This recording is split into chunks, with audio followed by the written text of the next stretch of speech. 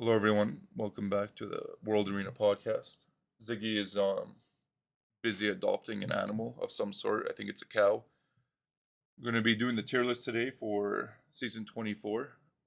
It's going to be very surprising compared to the last three. No, it's not. And before we do that, though, reminder April 1st, coming up next week, is our tournament.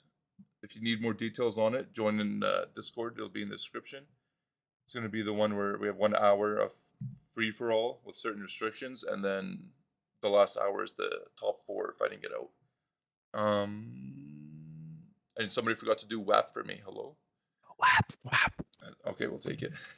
All right, so this tier list is going to be just like all the ones we've done.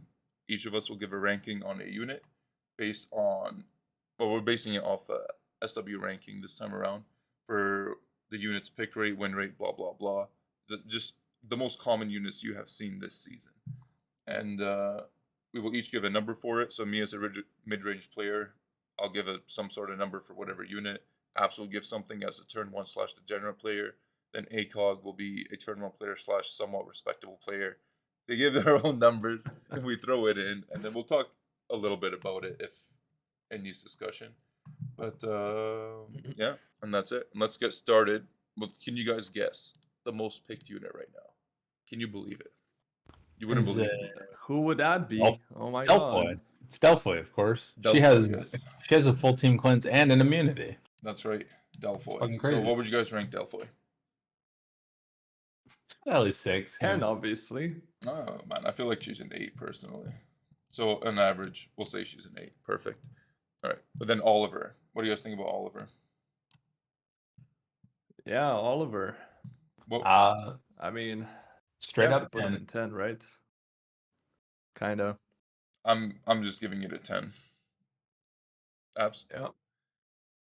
Yeah, also 10. Like, I mean, even if At this point, it's ridiculous. like it's weird to think that there's a unit that's a 10 that I don't particularly like drafting, Mhm. but he has too many effects on everything to not be a 10, pretty much. Yeah. Exactly. It affects the draft too much. That's just love it. All right, and our next unit will be more. More. I'm blind. No, I found up it. first row. Yeah, there we go. To me, I don't know. I hate that they buffed him. It like skews my numbers a bit because I used to like him, as an 8, but like now I feel like he's at least a 9.5 for no good reason. Just because of how chaotic. Well, he's no. I'm changing. I think he's a 9. What do you guys think? I think he's in every match. Mm-hmm. So he is somewhere in between 9 and 9.5. So yeah, probably a 9.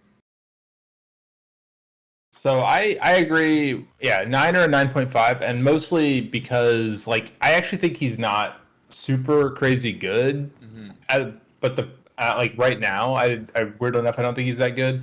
I'll say 9 because of that. But he's essentially the reason why he exists or is used so heavily right now anyway is almost specifically because he's the next best Oliver. Like he kind of works in turn 1, he kind of works in turn 2. He's a speed lead. Yeah. He's a setup. He's basically not as good Oliver. Yeah. And there's nothing we can do about it. This is units like more is like the description of what Oliver does to the whole draft. And you're gonna most of these units will like not just the draft phase on your own personal level. I mean everything in general is affected by this moron. All right, Chung Peng, the next best wind unit in this game. I want to give him a 9 personally, maybe 9.5, but it's hard to. I'd say 9 for me. Yeah, I'd say 9.5. I think he's a little bit above more. Mm-hmm. And yeah.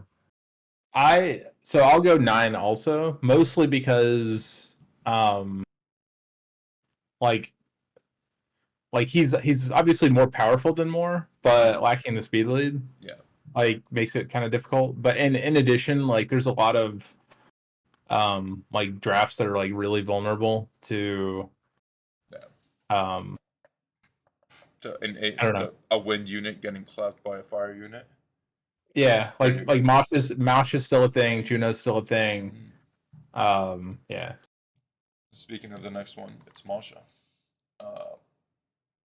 She has gotten weaker for me, but she's still a threat, which is like a good spot. Like I don't feel like we need to nerf her anymore or anything. But in the terms of her effectiveness in this meta, I also feel like she's sitting at a pretty 9 for me. She used to be higher, Yeah. but I feel like a 9 is good for me. What do you guys? Same. I would put her in a 9. I would actually put her at an 8. Dang. I don't think. Yeah.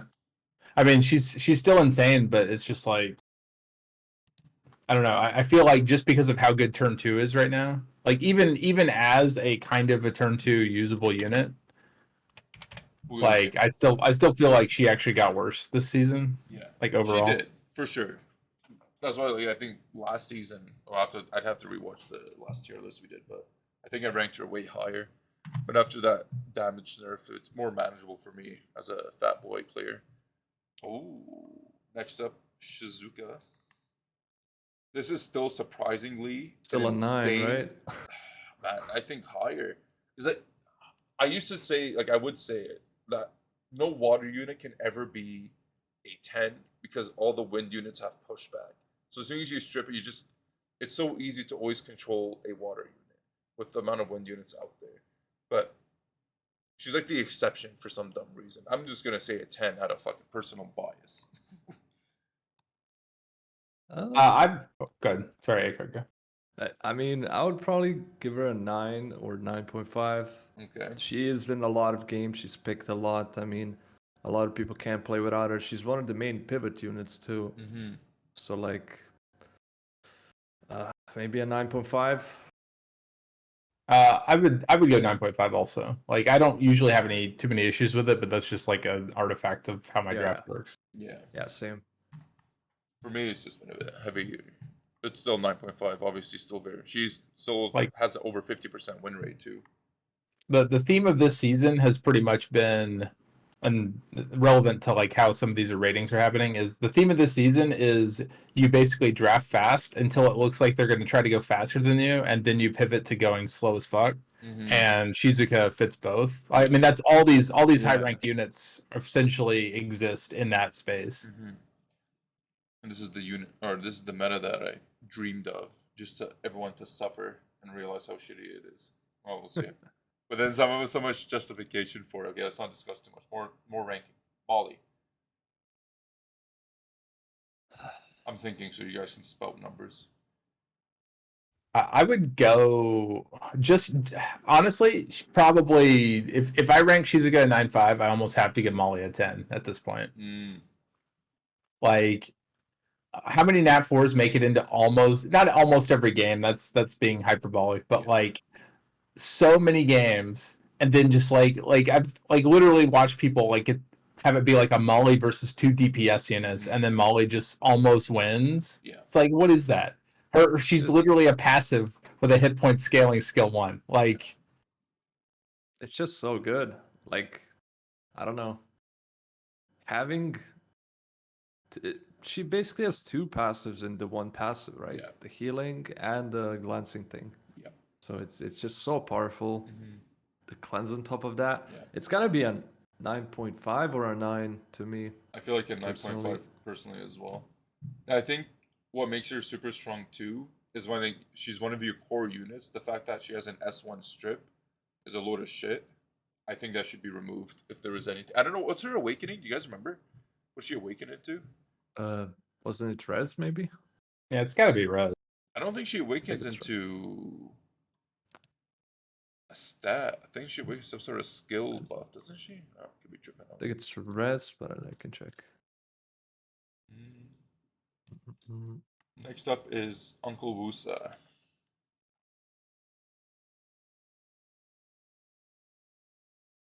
I Um, am. I know Yeah, it's you Res probably know. Awakening, by the way. It is Res? Yeah, Okay. Res. That's actually pretty good. Wusa is, I guess, an 8 maybe. I feel like he's an 8 too. I use him a lot when I lose Molong or just need a water unit and they haven't.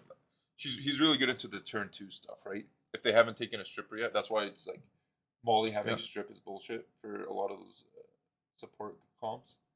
I'm gonna say 8.5 personally, and Apze. He has a lot of healing. He has healing. He has immunity, shields, even CC.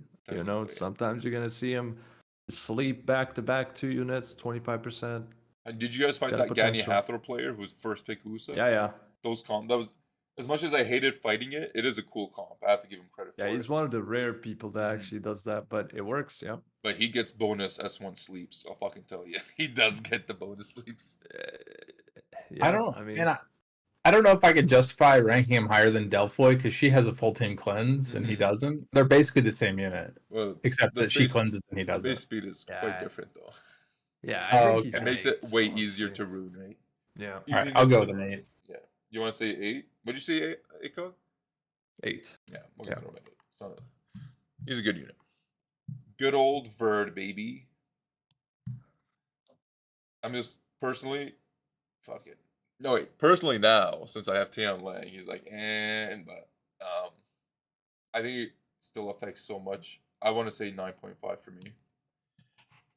Okay. Good. ACOG verse. We'll just keep going in the same order. It's a 9.5 or a 10. I mean, a unit like that with that kind of power to passively just, I mean, 45% to just win you the game. That's pretty good odds. Passively. I mean, yeah, it's got to be a 10 or a 9.5, somewhere in between. I guess 9.5. All right, sure. I wouldn't go. I mean, I would honestly put him closer to like an 8. Ooh. I mean, some of that's an artifact of the draft, but I mean, the main issue is that there's other units. The reason I wouldn't put him in a 9, 5, or 10 is because we're very likely going to come up into a Ragdoll here in just a second. And Ragdoll does something nearly the same, but like basically Verd doesn't pivot very well, where some of the LD5 things that do something similar do. I think Verd, the only reason he can't be as high as like even a 9 is just because like you can pivot around him and then turn him into almost something that doesn't exist, where some of the other units you really can't. I can see it, but I know what you're talking about. But I think for a lot of playstyles, it's just all of a sudden it's too punch. Except for you, somehow you bypass. Well, I know how you bypass it. So you kind of like in my spot. I even though I personally don't struggle with Verd anymore, I still rank him pretty high because of his effect on the game, and yeah, that's the only reason for me personally. Sure. All right, Juno. 9.5. I almost want to fucking bump it to 10 personally, but 9.5 for me as well. I'd put her in Masha tier, 8.5. Dang, so 9. Like, and that's someone who hates Juno, by the way. Like, and that by hate it, I mean think it's OP. Like, I just think weirdly enough, she's not in. Just the way she influences the meta is not as crazy right now, and it's mostly just due to how much turn 2 and basically just units that don't really care about her. Yeah. Like the meta right now is kind of flowing around her in a weird way where she doesn't have quite the influence she used to. I'm giving her, like, I would say 9, but I'm giving her a bonus 0.5 because I'm salty that I still don't have her. That's okay. Valid salt. Rag Daddy. It's weird, but 9.5 for me, not a 10 this time around. I prefer fighting ragdolls now. I'm like, but I still rank it a little bit lower or very high, but personally, it's just a 9.5 now for this. Honestly, for me personally, it's harder to fight Molly than Ragdoll. But I think I have to put her in the same tier. Put him in the same tier as Molly. 9.5. Yep. I would go so far as to call this man a 10. Like, and the reason why, and actually weirdly enough, not even so much based on super high level play, because this isn't, I think, supposed to be like a G3 tier list so much. But the like it's a comedy how many accounts have like unit. You know. Well, no, not even how many have it, but like if you watch people doing pay to win wings and whatnot, like people like will just you'll just take an account that looks like it should be trash. Like this is a Conqueror 1 account, and they'll just like walk it up to Conqueror 3, like getting close to Guardian off of like literally runes they farmed like over the weekend, like while eating at a barbecue or something. And they're like, oh, I guess I'm a Guardian player. And literally the only thing that happens is that they have a ragdoll on the account. Like he is like the amount of rune quality that he compensates for is insane. You're making me want to change my mind because you just reminded me of how fucking stupid this unit is for most people. Because my account is always, like, for the last 8 years, has been based on fighting ragdolls anyway. So I've always just, like, he's typically a 10, but now you're, like, reminding me he's actually a 10. Just this season particularly, I'm ranking him a little bit lower, but in reality, he is a 10. Personally, like I said, we're trying to be, but this is biased to the person, this tier list, right? It is biased, but I think in the rank of C1 to C3, he's like he's gonna 20. impact it even more. Like a lot of people I've seen in my comments just saying how like they changed from a turn 1 comp to a turn 2 comp in that range of C1 to C3, and it's just bringing him a lot of success. Yeah. So I think debatably, he's always a 10, but in this specific season, maybe he's a 9.5. But it's odd. But it's a turn 2 meta, right? Speaking of the greatest turn 2 unit of all time, which not really, it's Miles. Miles is one of the best water damage dealers in the game right now. He's pretty insane, to be honest. Yeah. I'd put him on the 9, I think, easily. I think I would also, like, depends on the unit. Like, when it's with who he's paired with is what makes it scary, right? But in general, I would also say a 9. I'm down with a 9. Like he's like he's a weird unit where like when you put him in the right situation, which fortunately is most of the time, like just does comedy damage and has nothing to reset. He's just dumb. He's basically good Dominic now. Yeah, it's just so hard to kill him too, and he's so fast because like the build is full tank, right? And you're still doing ridiculous damage. That's it's based on speed. 25k HP, 1100 defense, plus 25k HP, plus 1100 defense, and like 170 speed. And then I have like over 100 speed to loss HP, so I'm always at least doing damage if there's no buffs, and I'm just like doing 9 to 10k per hit. It's nuts. Yeah, it's easily. Stupid. And he has a CC potential. And there's that Let's too, not forget. which he gets a little often too rewarded going into a wind unit turn 1, mind you, but that's just bias, I guess. Good old Tessa. I rarely see him. I always beat his ass. I'm personally right now an 8. Like he just does nothing for it. And that's a generous 8 for me. For me, it's a 8.5. I think he's nice. I like him.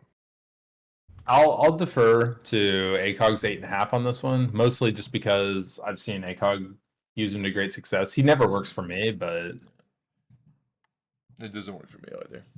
Yeah, honestly, it does depend a lot on the account, right? Different accounts are gonna draft differently. That's just how it is, man. Yes. All right, let's do all the robos at the same time right now. Wind one first, though. When lead us off.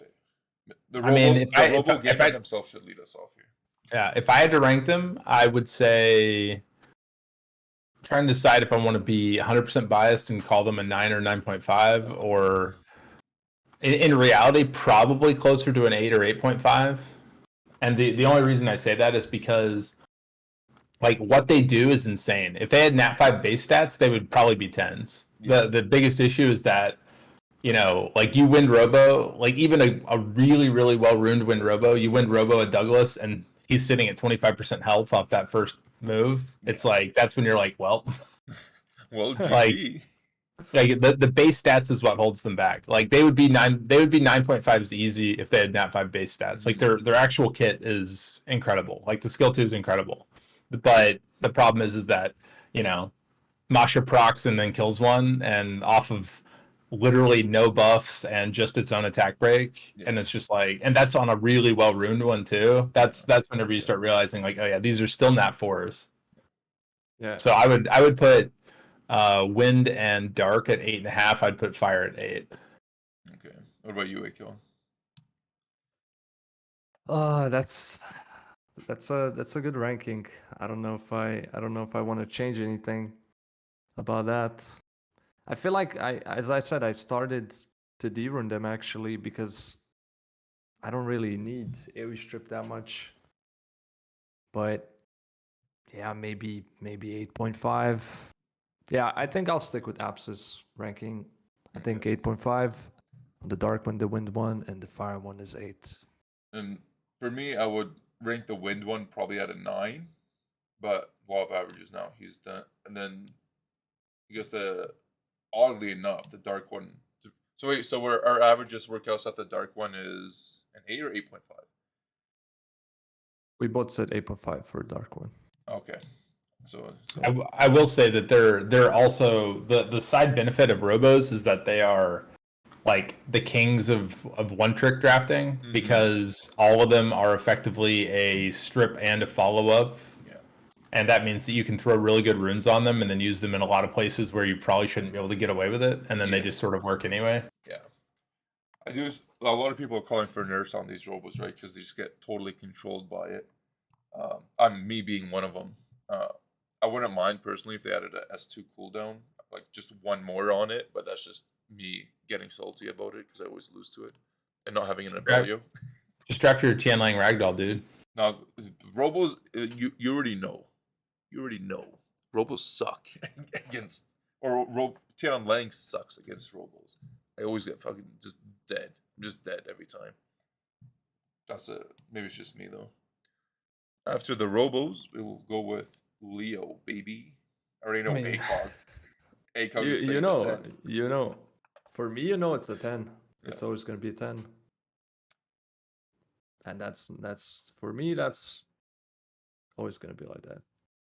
I just look at how much he does, you know. How much is one unit does? I'm going to say 9.5. I would say 9, but right. Yeah. Law of averages.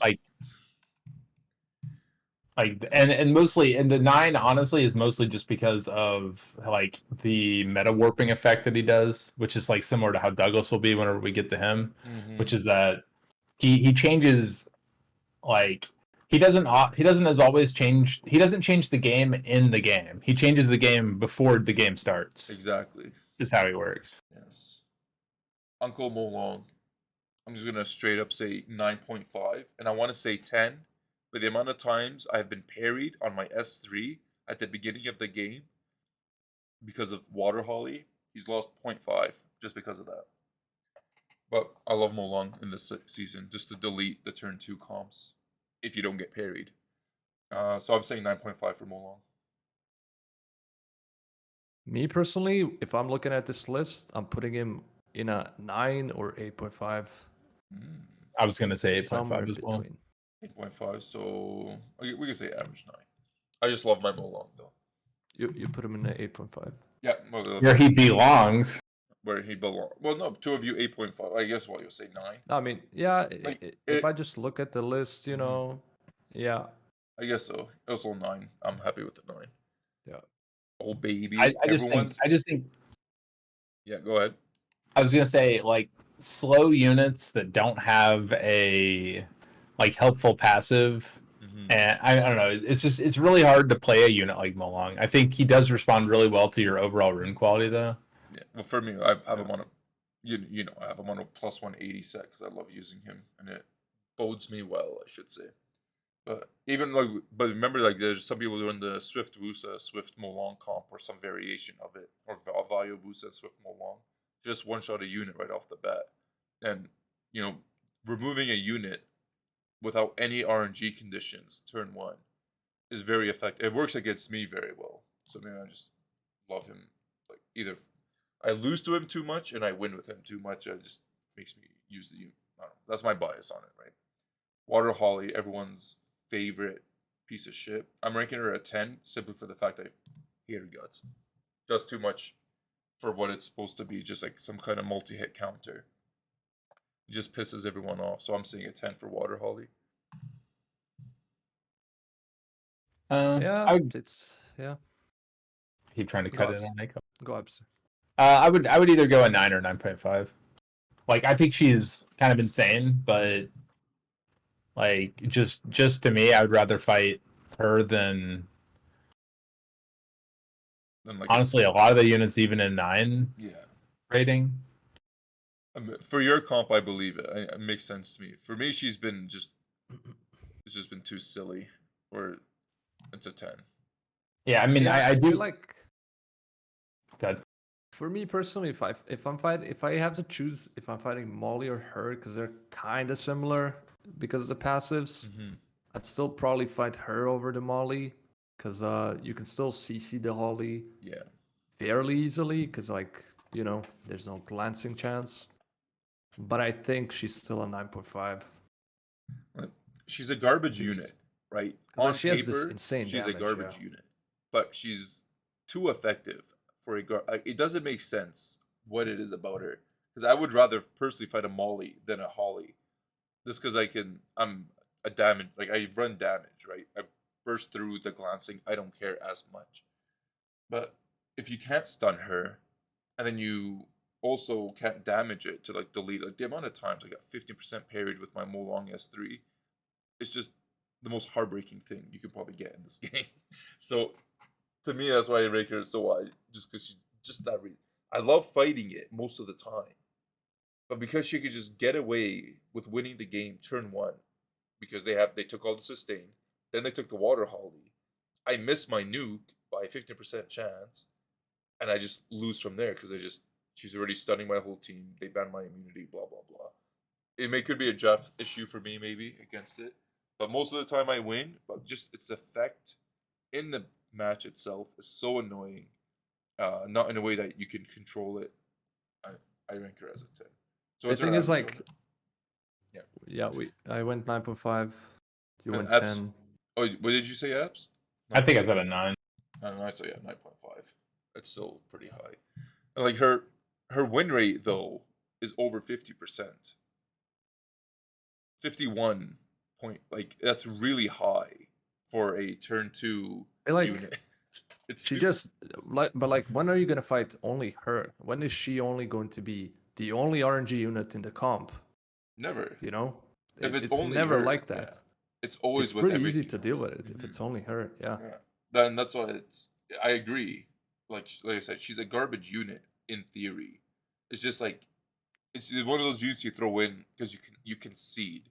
That's how I see it. You conceded the draft because like, oh man, I fucked this up. Let me throw in Water Holly and hope something good comes out of it. That's how I process her. Because she's not mitigating all the multi hits that she's meant to. Her existence, I believe, is for all the multi hitters, right? She'll parry a multi hit. But she's not parrying the debuff. She's parrying 1k, 2k damage. Right? It's not crazy. Her main thing is just revenging. Well, we already had Wind Monkey for that. Now we have two with that same ability, just to keep stunning your team.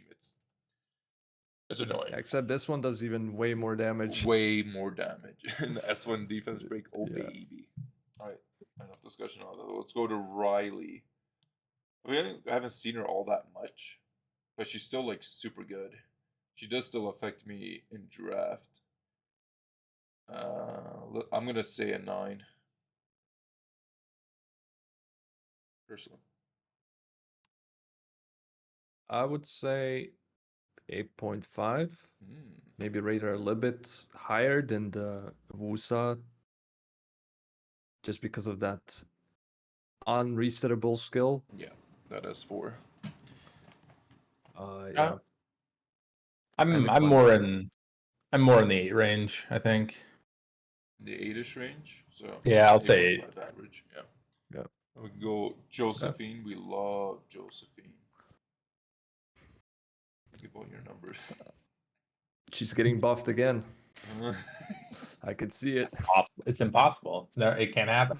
He says Copium Mingwei. Like, when a counter unit becomes a core draft, it's an issue. No counter unit should be definitely an above 9, I think. But here she is. Well, to me, I know she's already gonna be. I will say though that anything with a strip CC on the same skill, like despite having a counter play passive, Mm-hmm. like a strip CC on the first skill is a viable pick anyway. And the reason I started thinking about this more because of like the Bayix, for instance. I think we're gonna at some point someone's gonna crack the code with those guys because they also have, a strip into a 2-turn silence. Yeah. Like if you draft that in the right place, that and it's on a 3-turn cooldown, just like Josie's. Like that's a pretty significant.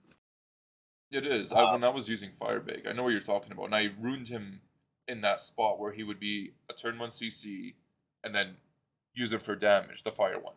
But he scaled horribly on the S3 over in the long run, and it's just he wasn't doing anything. But Josephine cycles her S2 often, right, because of her passive. So that 3-turn is looking more like a 1-turn. So yeah, I mean, basically what I'm saying is with like, I don't know, like her win rate's not that crazy, but like her passive, like basically her first 2 skills are kind of like really good, and then you just throw the passive on top, and she just becomes like really, really good. Yeah. So I'm gonna go with a 9 on Josephine. I'm saying 9.5. I'm saying 9.5 too. 9.5 it is. I don't think anyone would disagree. Gooey. We hate Gooey. I almost want to do this Gooey. the whole family right now, but we'll spread it out. Gooey, baby. Gooey. Her on her own is like okay, just like Molly, right? Her or not Molly, Holly, sorry, and Molly, I guess. Any of these, except they will always go together. They're always together, like some kind of family, right? So that, man, I like her. I like the concept. I like what she's meant to do. 9.5 for me, which is kind of yeah. I don't think I would put her that high. Maybe a 9. I just hate her. I don't think she's even a 9. I would put her at like an 8. Damn, maybe it's just personal vibe. Okay. Like the reason why is she's not a general unit. She's a really good counter to A, people who are going to take a lot of turns, and B, who are trying to go in front of you. And so, but you throw her into a turn 2 fight, and suddenly she's just sort of like, wow, I don't really do much damage or anything, or like I don't know. I feel like she's like, and also the thing is I I don't want to say they need a buffer, but I like her style. Well, I like what they tried to do with her, which is effectively like a non RNG or a mostly non RNG turn 2 unit that allows you to counter people going faster than you. And I actually think that's a really good game design decision to have units like that. Yeah, I think she's very balanced. Yeah.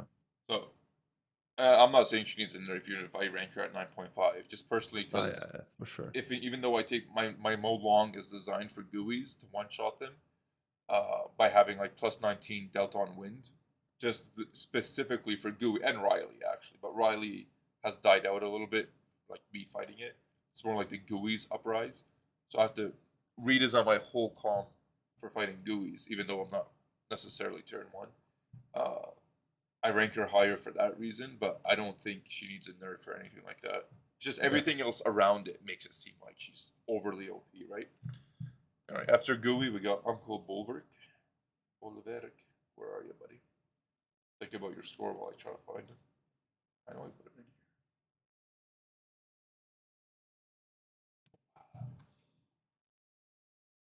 What was like an 8 for me? Same. Yeah, I think he's a pure counter pick. Like I would actually put him like a 7. I don't think he even probably has that good a win rate. I don't actually win rate's kind of okay. Yeah, I would say it's 50%. I would have said a 7. Looking at his stats, I'd maybe an 8. But he's okay. He's okay. Like the one nice thing is that he in a meta that's dominated by LD5s, it's nice having another unit that doesn't care about element pretty much. So it's pretty good for that reason. That's why I give it an 8. Just he doesn't care about elements. Praha.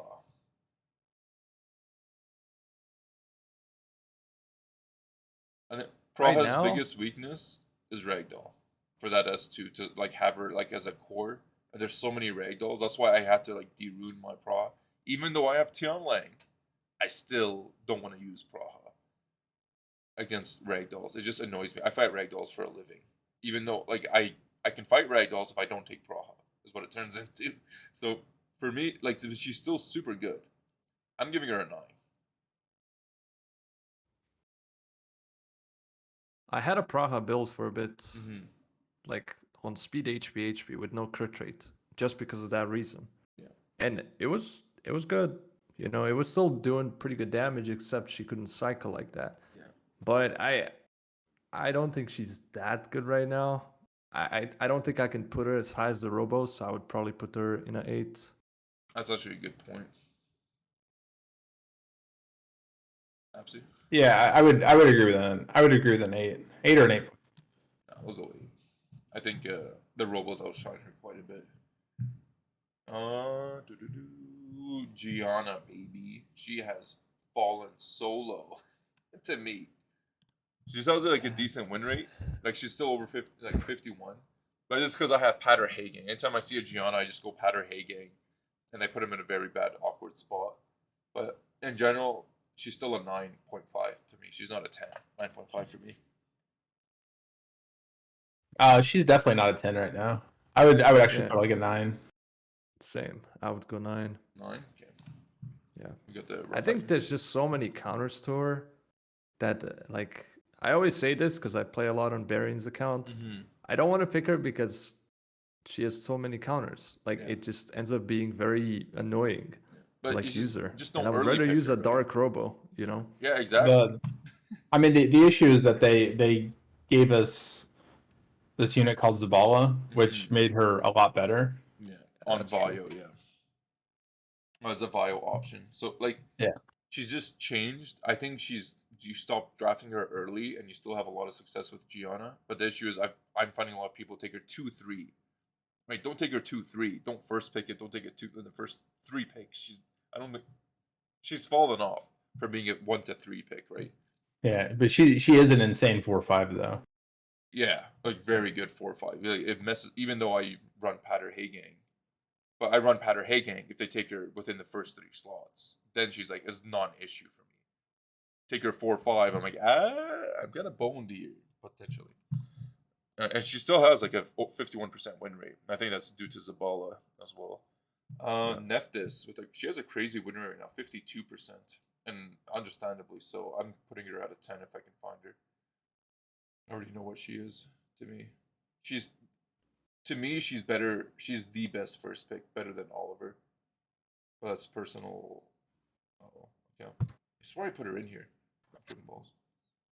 No, there's second here. What do you guys think? She's on the first row, right above Isis. Oh my god, no wonder. Personally, a 10. What do you say, Acog? 9.5 for me. I use her a lot on Barion's account. She's just very solid. Yeah, I would say a 9 or 9.5. 9.5. I guess it's gonna average it out to a 9.5 either way. Yeah. So Yeah. Crazy win rate. Good old Ethna can never stop getting buffed. Getting a lot of play. 9.5. A lot of play lately. Yeah. Even with her counters, she's still a threat like crazy. 9.5 for me. I'd still go 9. I don't think she can top off the units above her. Yeah, I'd go 9, I think.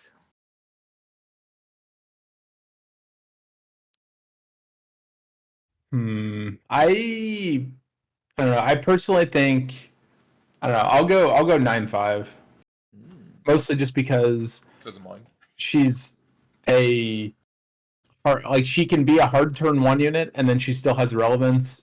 Yeah. Not really in a turn 2 draft, but like she basically helps you cut every other turn 1 unit, and then in addition, like just turns, like the turn cycling on her skill 2. They overbuffed her like crazy. Yeah, like she's insanely good, and she still fulfills the I need to go first role. It's like for that role, like compare Herkit versus Triton and see who has actually more effect on the overall fight. Yes. And then she's actually faster and beats Triton. Like it's makes sense. Like if I can use Ethna with a Tian Lang, and all I have to do is use her S3 first instead of S2. Like even though I'm nerfing her effectiveness in half, same with like Oliver. same with any of these ATB units. If I use it with my Tian Lang and they're still winning too much, because I'm nerfing them in half, their bar at least, and they're still super effective, that's a problem.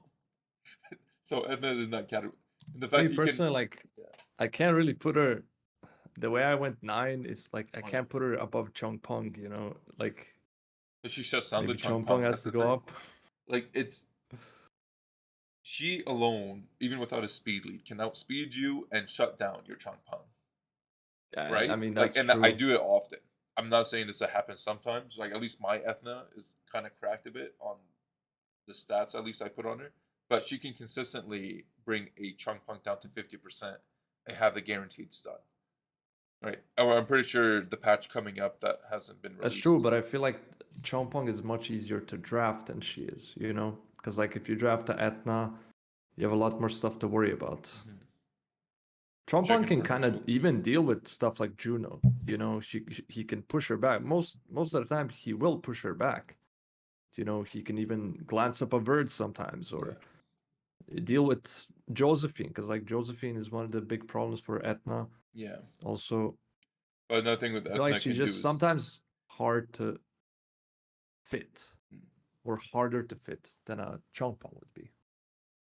Yeah, I'm mostly just looking at general usability, Yeah. like combined with the fact that he also is like, you know, like if you're assuming equal rune quality, she wins turn 1, and then she does all the other stuff. Like just the winning turn 1 part of it is a huge deal. Yeah. Even if you do trigger a Josephine, the fact you stun one of their units, like not obviously not into a turn 2 comp, but into a turn Yeah. 1 contention, her shutting down a unit, even if they took the Josephine and you let the Josephine through, is still very valuable, right? Like shutting down their Changpeng, and they have a Josephine, you proc the Josephine, but you shut down the Changpeng. And it's more effective if it's a Despair Changpeng, right? Which is how I like. I'm not saying like she's better than Changpeng, but in those situations, and the fact that she's very likely to shut down a unit turn 1 is why I personally put her at 9.5. Okay. Yeah, Fair but it's enough. like you gave her a 9 though. It's not saying that's in Yeah. equivalency to Changpeng or not. It's just I think overall she gets to pop off that S3 because she could just damage check with S2 or health check with S2 turn 1, right? Imagine Ethna S2, you obviously get another turn because stupid comp to us. You see who has the lowest health bars. Oh, I can definitely shut down this unit with my S3 now, and then you do that. It's nuts. And then you have S2 again. What a surprise. Nana. It's Nana or Key. No, it's Nana. She still has a 50% win rate, crazy enough. But, 8. Yeah, I feel like for this. me. Like, that's pretty generous too, maybe. Acog. Yeah. Yeah. 8.5. I actually think probably closer to an 8. Like this is like the first season where I think in the last how many seasons since she originally got buffed where she actually started falling off a bit. Mm-hmm. And it might just be because of how much turn 2 there is, but I mean she's been like, you know, like 52% win rates and stuff for like it feels like every season even after her nerfs, and then this is the first one where she's actually kind of like dropping. Well, So I'm gonna go with an 8. Almost a 51% win rate, which is still decently high. But I do agree. Like she's definitely fallen off. She averaged at like 0.5 this time, but yeah, I think she's in a good spot now. It feels like. Yeah. Wind Monkey, baby. The weaker Water Holly, and the weaker Josephine, but still pretty good with Molly, and he's just more effective because the unit's in 9. So I'm saying he's a personally I get 8.5 for me. I think it's a fair ranking. I'm gonna be once again negative Nancy. I'm gonna go with a 7 on the Damn. monkey. Like Because I mean he's insane when he works. Because sometimes he just stuns your whole team. But I don't know. I just think he's a little bit of a copium unit. Yeah. But when you pair it with the Molly and all that stuff, yeah. When you're going full Luxac, it's hitting sure. hard. It's just those passive units are always in a full passive team. So like they always kind of pop off. you know? Yeah. I'm just saying, There's like, some- but if you bring in immunity, then all of a sudden he doesn't do pretty much anything. Yeah, sure. Yeah. I'm really surprised that this guy's making it on some of the top pick units, but Dominic is in here. And I don't know what I would even rank Dominic, okay, so I never see him anymore. There he is. Like maybe a 7. He became like If he he became procs like 8. more of a Yeah, he became more of like an offensive unit to just snipe something Mm-hmm. instead of like, I mean, he still works Yeah. as a bruiser unit in bruiser fights, of course, but like he's definitely fallen off a ton. Probably like an 8. I would go 7. I think there's just better units that do basically the exact same thing he does now. And I mean that in the right situation, he's still going to go insane. But it's just like, but before he would go insane, and he didn't even have to be in the right situation. He'd just be like anywhere, and he would go insane. Yeah. Sekhmet, baby. Misses all the time. We love it. Because she misses all the time, I'm saying 9. My personal Sekhmet is just ass. Makes me cry. 8.5 for me. Once again, I'll go lower. I'll say she's a 7 or an 8. She's a copium unit. Like She really like is. she's one of those units that you have to draft, like, or you may even have to build as part of your draft. But there are way better alternatives if you have the ability to get them, or there's LD5 alternatives that are just better, and then she can still fail you if they would just make her skill 3 like 100% accuracy, Yeah. or like get doesn't have the 15%, then she would be like easy 9. But the fact that you can draft her as like a requirement for your draft to work, and then she just has like an 80% chance to fail, or not 80% chance to fail, but like a 20% chance to just literally not work is Maybe Isn't make they it one say- check. Between the double res check that she has, it's a 67% success rate, right? That's what they say. Between res check and not activation check, but between the strip and then the activate. My God, I can't speak, dude. Between the 15% chance to miss the strip and then the 15% chance to get resisted on the cooldown, apparently that equates to 67%. like a 1 check. If they made her a 1 check, she would be like an easy 9, because then you have an 85% chance to work. But it's just like two checks to do the one thing she needs to do is just, they like buff this instead of Ethna, please. Yeah. Like, and I feel like they should also do that for the Wind Cookie, who will be coming up eventually. Okay, so I gave it a 9 or 9. 9.5. What did you give it, Acog? 8.5. And I said 8. yeah, so we can, I guess, average 8.5, which is a good spot for her, even though she sucks. Abellio, 10. I'm telling you right now, he's a 10. For me. For me, it's a 9. I would go. I think I'd also go 9, but it's I would like to preface that with it's a Luxac unit for tiny brain babies. Yes. Well, for most people, Which the is way why I Firas want to wants use it. No, shut the fuck. It's better than most RNG turn 2 units. I want him so badly. I will. So the reason why, like, I dislike this unit, and not because, like, I like the idea of him in that he's essentially a non RNG turn 2 answer, which I normally think is good game design. The problem is that when you then, like, same thing with Josephine, is like, oh, it's a non RNG answer to things, that they then give such a low cooldown that a violent proc turns it into now I just won the game completely because of a 22% stacked on my otherwise fair, like, non RNG passive. Yeah. And the insane S1 activation rate and all that stuff for Josephine. Like, Josephine's essentially Water Oliver, right? Can we agree on that? Like, in terms of spamming their skills? Can we say Josephine's a Water Oliver? Or is Oliver kinda, a I Wind guess, yeah. Josephine? Like, it's just control for days. Like, you can't do anything about it. Yeah. So, Abellio 9.5, I guess, average, I think, is a very good spot for him. Good old Douglas, I'm saying 10 right off the bat. I hate this unit's existence. To Yeah, he can kind of be compared to Oliver, where like he changes the draft Yeah. more than like More than he's any- actually an insane unit with insane skills. That's like the main problem with units like this. I've spoken about this unit way too much on podcasts. Almost every single fucking podcast we've had talking about this moron. One way or another, he slithers into the fucking discussion. So I'm not gonna say anything else other than he's a 10. I'm gonna risk being banned from the podcast again and Oh, say he's an damn. 8.5. Oh my god. What did you say, Acog? I didn't say anything yet. Oh, you're It's still so thinking. hard to rank him, you know? I look at him like a Leo, like a Oliver, where Mhm. he just changes the game completely. The drafting phase. You always have to think about it, where that's gonna be like, oh, if I don't do this, well, I lost to Douglas 100%. Or like if I draft too much speed units, so Leo's there, I have to ban him.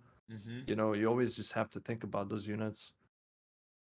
Realistically, in a fight, maybe, I mean, fuck, I don't know. If I combine those two things, a 9, I guess. Yeah. I guess we averages on with you guys. Well, me saying 10, 9, says 9.5. So can we say 9.5 or 9? You just weighted your opinion like way higher than know. ours. Okay, fucking 8. You know, I fucking hate this unit, dude. All right. Okay, I'm gonna say a We all hate 5 him. so that we have to bring him down to a We- 7. Like, none of No, us have a problem you to reason. beat it, but like, it's just. Yeah, he maintains his meta warping Yeah. existence, Wait, even though yeah. in a game he's not that crazy usually because you have to draft around him. But it's just the fact that you always have to draft around him. Yes. Yeah, exactly. Ongyuki, 10. No discussion required. 10. I would go 10 also. I would go 9.5. 10. We could put him in a 10. Tian Lang. Personally, as a Tian Lang owner, finally learning, where to take him, all that stuff, and I've never struggled with him prior to owning him, mind you, but I'm not a vert drafter. I'm giving him a 9.5. Not a 10, personally.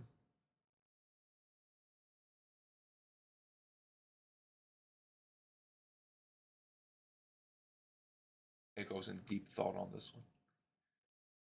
I'm still thinking about Ongyuki. Because, like, I can't put him above Molly, Ragdoll, Leo. Like, you know what I'm saying? He kills those. What do you mean? He kills them. But it's so easy to deal with him compared to all of these other units. It's easy for a turn 1 team to deal with them. Like a hard turn 1 team, Ongyuki effectively doesn't exist. Like against almost anyone else, it's like the instant he starts taking turns and gets value, his value is so fucking high because he's just like, oh, you have a nice tanky turn 2 team there. Well, I guess I'll skill 2 and just do 50% of your entire team's health. Yeah. But let's say if a unit is good at, like, Ragdoll is good against turn 1 and turn 2. Like, Shizuka is good against Shizuka is good against turn 1 and turn 2. Like, but Ongyuki's good bad against turn 1. No, he's not bad against turn 1. He's bad against can turn be 1. good, of course, yeah. He's bad against cleave or turn 1 teams that actually do damage. Yeah. Against CC cleaves, he's just as good as he is against turn 2 because the instant you stun him, like, he just has that chance to kill you. It's a problem to stun him. Like, you can reset him, so even if he wakes up from stun, like, he doesn't do anything, he just kills once. That one is still and then very you can good. Put a dot on him too, or slow him. He's never gonna move. No, I wouldn't. I'm not disagreeing on that part for sure because I do deal with him in that sense as well. But if my whole team with an HP lead, right? So let's say my Cigar and Cardinal with HP lead, and they're so with runes they're both plus 30k HP, plus HP lead, plus towers. So I'm sitting at 60k HP, give or take. And then he S2s to S or S1 into S2 or S2 into S1, depending if I did get a cooldown on that one. I lose one of them right off the fucking bat. Somehow, some way, I still fucking die. I don't get it. And I haven't even stunned the idiot yet. If I stun him, I'm like over half my health is gone. It's nuts. Like he's just an over like I think I can't remember where I was talking about it. Maybe it was like on stream or something. But it's like if you just look at every aspect of that unit, like individually, you're thinking like, damn, that's pretty OP. Like, which guy got their like wish list of getting this cool feature in on this unit? And then you realize that he has like 6 of those. It's like, oh yeah, he's you can't CCM. Oh, okay, that's pretty cool. Oh, he has a 30% damage increase for no reason whatsoever. It's like, all right. Oh, also, if he gets CC'd, he gets 50% more damage that stacks with the 30% damage. It's like, why? And then you're like, oh, and by the way, 115 base speed. Yeah. Well, Vampire skill 1. If he's stunned, Armor he break can't skill die. 1. If he's stunned, he can't be dead. So he's got to stay also, there. Unless you dot him. Yeah. I mean, there's ways to deal with them, but it's just like every part of that unit was literally like you give a first grader who's played Summoners for like build your dream unit, and they're drawing like a car and stuff, and then there's like it shoots lasers, and there's a dinosaur there, and then they're like, all right, and then they slap it in the unit creation machine, and Ongoki pops out. I think he's like it's super insane. strong. My only argument is just that I don't think I can put him higher than the ones below him, like the 9.5s. That's all. He kills Ragdolls, he kills Leos, he kills Holly, he kills Josephine. Nephthys, arguably a very good counter for him. Ethna, he's good against Ethna as well, but also dies to Ethna, depending on the state. Abelio, he can just boost, like... I feel like he's way above these units. Like, if you want like a 9.9 slot, we'll give you a 9.9 slot for all. Nah, it's good. It's good. I mean, like, what are you gonna say? If you say it's 9, a very he's still gonna close. be a It's a very close 9.5. rank. And No, if it's a very close rank. if you want him a you can put him 9.5, I'll into- put him at the beginning of 9.5. Like, he's no matter what, he's way up here. Way up here. Yeah, he's It's there. I think Apze's description of that some kid drew their perfect unit with a bunch of cool stuff in it. This is it. Like, that's what it is. He's a child drew him out, and he's like, there you go. All right, Tianling. I said Tianling. 9.5. 9.5.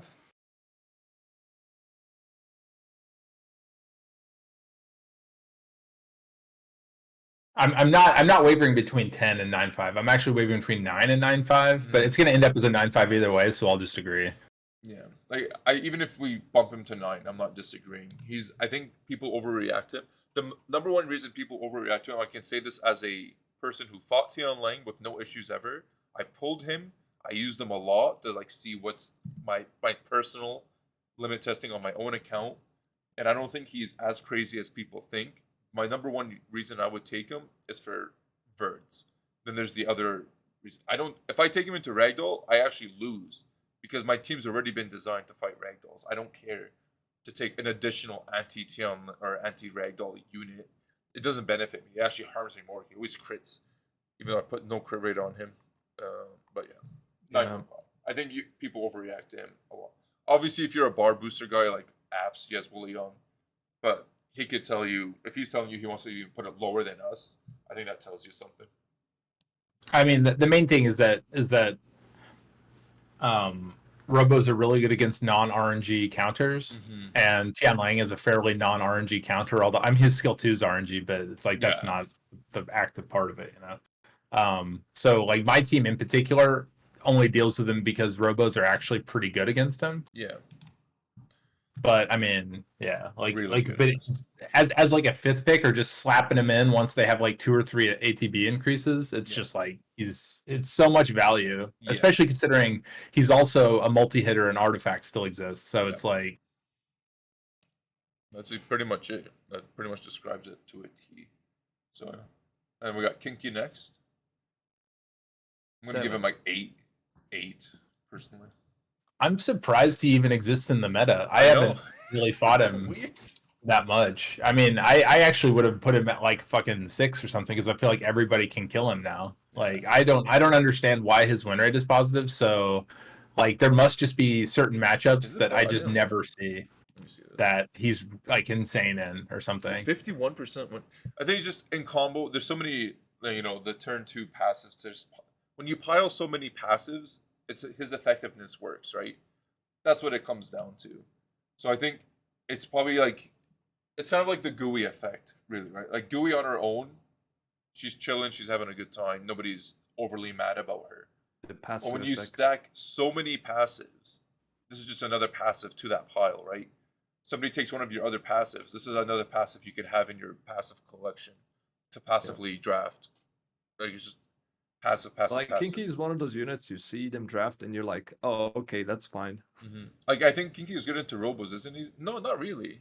No, he's bad terrible against- into Yeah, Robos. so like I don't know what it is. I don't know. I'm changing my mind. 7. Like he's a slow unit that when Robo doesn't glance on, that has no protection against being CC'd. Like against my team in particular, he's like, if they would just first pick a Kinky, I would just win 100% of my games. Yeah. Like I don't know. As I said, like him a lot. You do? You don't I use think him? You lose him I think a lot? Molly boosts him a lot. Yeah, I think that's what I'm Molly saying, yeah. boosts him a lot. Yeah. You have a number, or you're still thinking? I said 7. I said Oh, 7. you say I 7? don't know Let's you can say 7. yeah, this is just going to be a biased. I'm also going to say 7, and it's a very biased 7 Yeah. because just looking at his stats, like he must be winning somewhere. I just don't know where it is. Yeah, it's not against us. I think. I don't know. Because if you look at his, if you just look at his numbers, he's better than Douglas and he's better than Abellio. Yeah. And I'm like, nah. No, he's not. Cardinal, my favorite unit in this entire game. I'm giving him a 10, solid. 10. Don't tug on my heart here, Acog, and make me want to put him to 10 too. He has so many counters, but I still love him as a first pick in this game, like no matter what. But the issue is like Oliver Comps and whatnot are shitting on him in this season. Let me think on it more. What I want to do. It's definitely in the higher end for me personally, but I can't. For me, it's 8 or 8.5, somewhere in between. Yeah, I was actually going to say 8.5 as well. Yeah, somewhere around there. Like he's really good, and the thing is I think the biggest problem with Cardinal is that the way the game is currently played is that he's actually a very rune quality intensive unit, and he's not high base speed really. Like so, I don't know. He forces you into certain types of play styles. The way the game is right now. Yeah.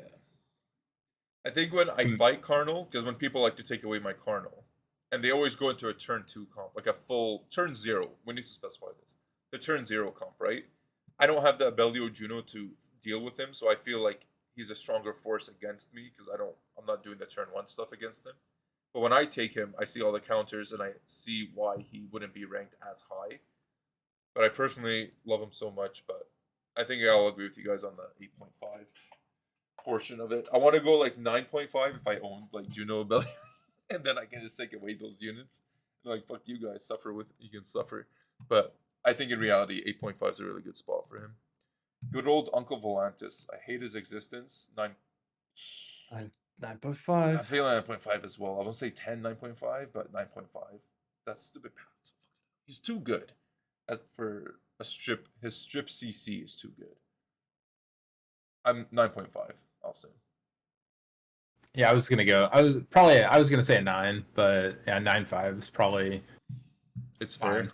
Yeah. Escher, Yeah. I don't know. I mean, having any unit that would be insanely good without their passive, and then you just give them like a really good RNG passive on top of it, just makes them into. It's just really good. Yep. You guys see Escher in here anywhere? That's weird. No, I didn't move him. We don't even We need have to rank Vigor him. for some reason. Just throw them away. We don't even need to rank him, right? We can pass Escher.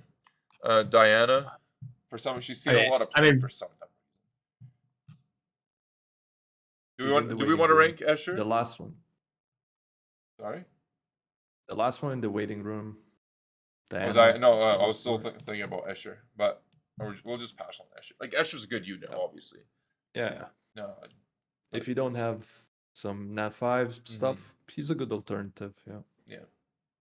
Diana, like, she's been seeing a lot of play, but she's not necessarily annoying. It's kind of weird. Like, I'll give her 6. That's a generous 6 as well. I think 7. Yeah, I think she's still probably better than Kinky and Dominic, though. But like, yeah, to me she's because you could. Yeah, I mean, I'd throw her as a 7, most likely, even maybe an 8. Ooh, yeah, it's surprising. So yeah, 7 average, I guess. Where was it? Tomo, surprisingly low on this list, but understandably why, because Oliver just shits on her on the comps because she just gets outsped, right?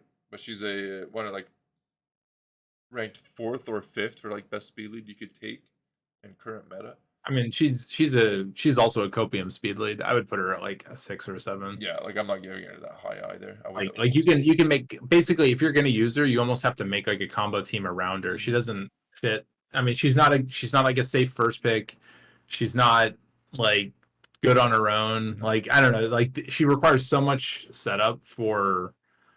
I don't know. I don't think she's particularly good right now. I think I'd go a 7. 8.5. 8.5? Yeah. Oh, I was gonna say 7 as well. I think she's super underrated. I think she's super underrated. I think you can use her even without like a specific combo. I like her a lot. I think she's better than Sierra as a speed lead. Yeah, I 100% agree with that. Sierra's gonna come pretty low when I find her or when she's comes up. Where's Yon Hong? Yon Hong is next. Surprisingly, She's at the top middle, First row. middle. slightly to the left. Oh, there she is. Yon Hong, I fight her a lot. I'm really surprised her pick rate's only like 6.8, but I'm also playing in higher Guardian, right? She does have 50% win rate, which I think is pretty good for her. I still consider one of like the best duos in the entire game, even if I have Tian Lang and I have a 4-span fighting Yon Hongs. I want to rank her a 10. I mean, if Etna is 9.5, she's 9.5. Yeah. Nah, I'd throw her as like an 8.5 or an 8. Like, Ooh. because she's worse than Ethna currently, in my opinion. Yeah, I can And actually. Well, like, and the problem is that she's really bad into Luxaki turn 2s. Like, in my opinion, like even is worse she? than Ethna. Yeah, actually, she is. I actually now that you're. 'Cause I And don't then play those comps.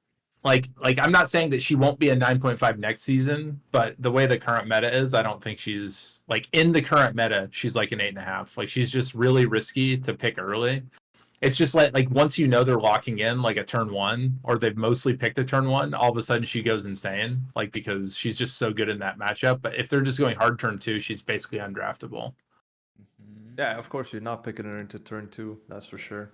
I think. Well, that's what I I'm saying agree. though. Is like most of the 9.5. We'll put her a high 9, so I'll move her up here. Yeah, High 9. I think that's good.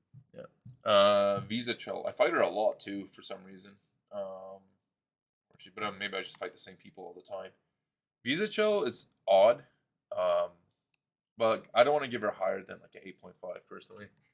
I mean, I would rank her higher than Yang Hong right now. Dang. Yeah, I'd rank her at 8. I'd rank her at 9. Okay, at 9.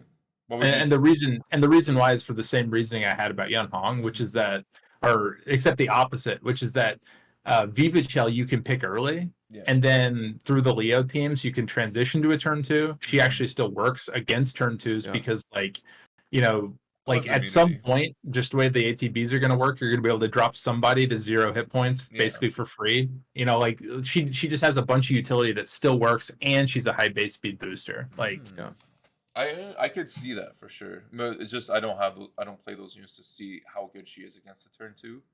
That's why I'm probably saying 8.5. So I'm saying what are you saying, Acog? 9. 9 and Apze? I mean, I would rate her a 9 if we can drop Yan Hong to an 8.5 because I think she's better than Yan Hong if I just put her above Yan Hong in the 9 tier. I can't disagree with you in that. Like in terms of better against in this meta, yeah. That's how I guess it's showing how good turn 2 is right now, though. Right? Well, it's also a versatility thing. Like all the units that are ranked highly typically are either super hard. Yeah, they're super hard Luxac units, or they're going to help you in both the high speed and the low speed matchups. Yeah, Ratcooney, everyone's favorite budget Molly and budget healer. Countered by Tian Lang. He's got a high enough pick rate. His win rate's kind of low, but that's because he's just a filler unit for some of his other turn 2 units that people don't own, right? I'm gonna say a healthy 8 just because of his base stats hold him back from being higher. I think that's fair. Yeah, I could see that. Yeah. Lima. This is the like one of the few units where I'm going to use the Acog style. Like she's underrated, and Yeah. she should be. She's better than she actually shows up in the meta. I think so as well. I think people like were just like, oh, she got nerfed, and then just stopped using her. But Which is I silly. think I don't think her win rate would probably be higher, but I think her pick rate should be higher. Yeah, I would say 9.5 personally. I think she's super good. Especially when you compare it with a Shizuka, and then your opponent's forced to either like it becomes a forced thing for them where if you're not doing a full turn 1 control, you have to ban either the Shizuka or Lima. That's in my situation when I fight her, and that effect for me is like a 9.5 against my comp. I make her a 9. I say a 9.5. What do you say? Acog? Like I feel like you're looking. Your face tells me like 7 for some reason. No, I'm not. I don't think it's 7. I think it's somewhere between 9 and 8.5, but I'm not sure. What's your 'Cause, number? like, I don't think she's. I think she's really good. Maybe 8.5 for me. I think. I actually would agree with the 8.5. Alright, we can say. You know what? Let's just throw it. I want to say 9, but I think 8.5 seems better here. She's a really good 8.5 though, like higher than Masha there. Mr. Light Monkey. I'm sure Acog has much to say about it. We'll let you even start this off while I look for him. I mean, if we're talking meta, I don't like him in this meta, but I think he's still like a 9 probably. He bends me over a lot. I'm saying 9.5. Like I don't think you can put him higher than 9. You could maybe slot him on 8.5, but when I look at the units that are at 8.5, I think he's a 9.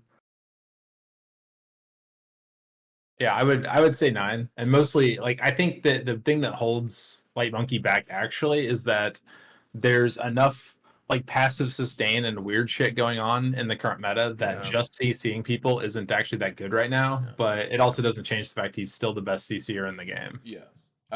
Like I want to say 9.5 still, but I'll put him at a high 9. I think we can agree on a high Like 9. if you have really potent LD5s to use with him that Yeah. like actually take advantage of all that CC, then he goes crazy. But it's like if you're like, Yeah. oh, I drafted Light Monkey and now I'm gonna have to try to kill you with like a water holly berry or something. It's just like like he can hold him down a long time, but I mean Molly can like he can't kill anyone by himself if they have a Molly on the team because he's never gonna do enough damage to actually hurt them. Yeah, pretty much. You need defense break some kind of form. That's why you always draft him with Chon Pong. We have Cigar. I'm gonna say 9. I want to do higher, but there's too much fire units that annoy him. So he's a 9 for me. I'm gonna bring Put him with his brother. Put him with his brother. Yes. What'd you say? I would go lower. Oh my god. I think Cigar's an 8 at best, maybe a 7. Holy. He works good against a lot of stuff, but he doesn't have high base speed. He's super hard countered basically by like Vertihill. Like he has a lot of drawbacks to do what you want him to do, and like most of the time and then he has the same problem as the Sekhmet anyway. Yeah, there's that too. I'm still giving him a 9. You know what? I take that back as 8. An 8? And then would you say us? I was gonna say either an 8 or a 7, but I'll go 8 just to solidarity. Just to make me happy. He's good with things. Here, okay. Just to make me cry. I'll put him. Wow, he's really good with that other terrible unit. That's sweet.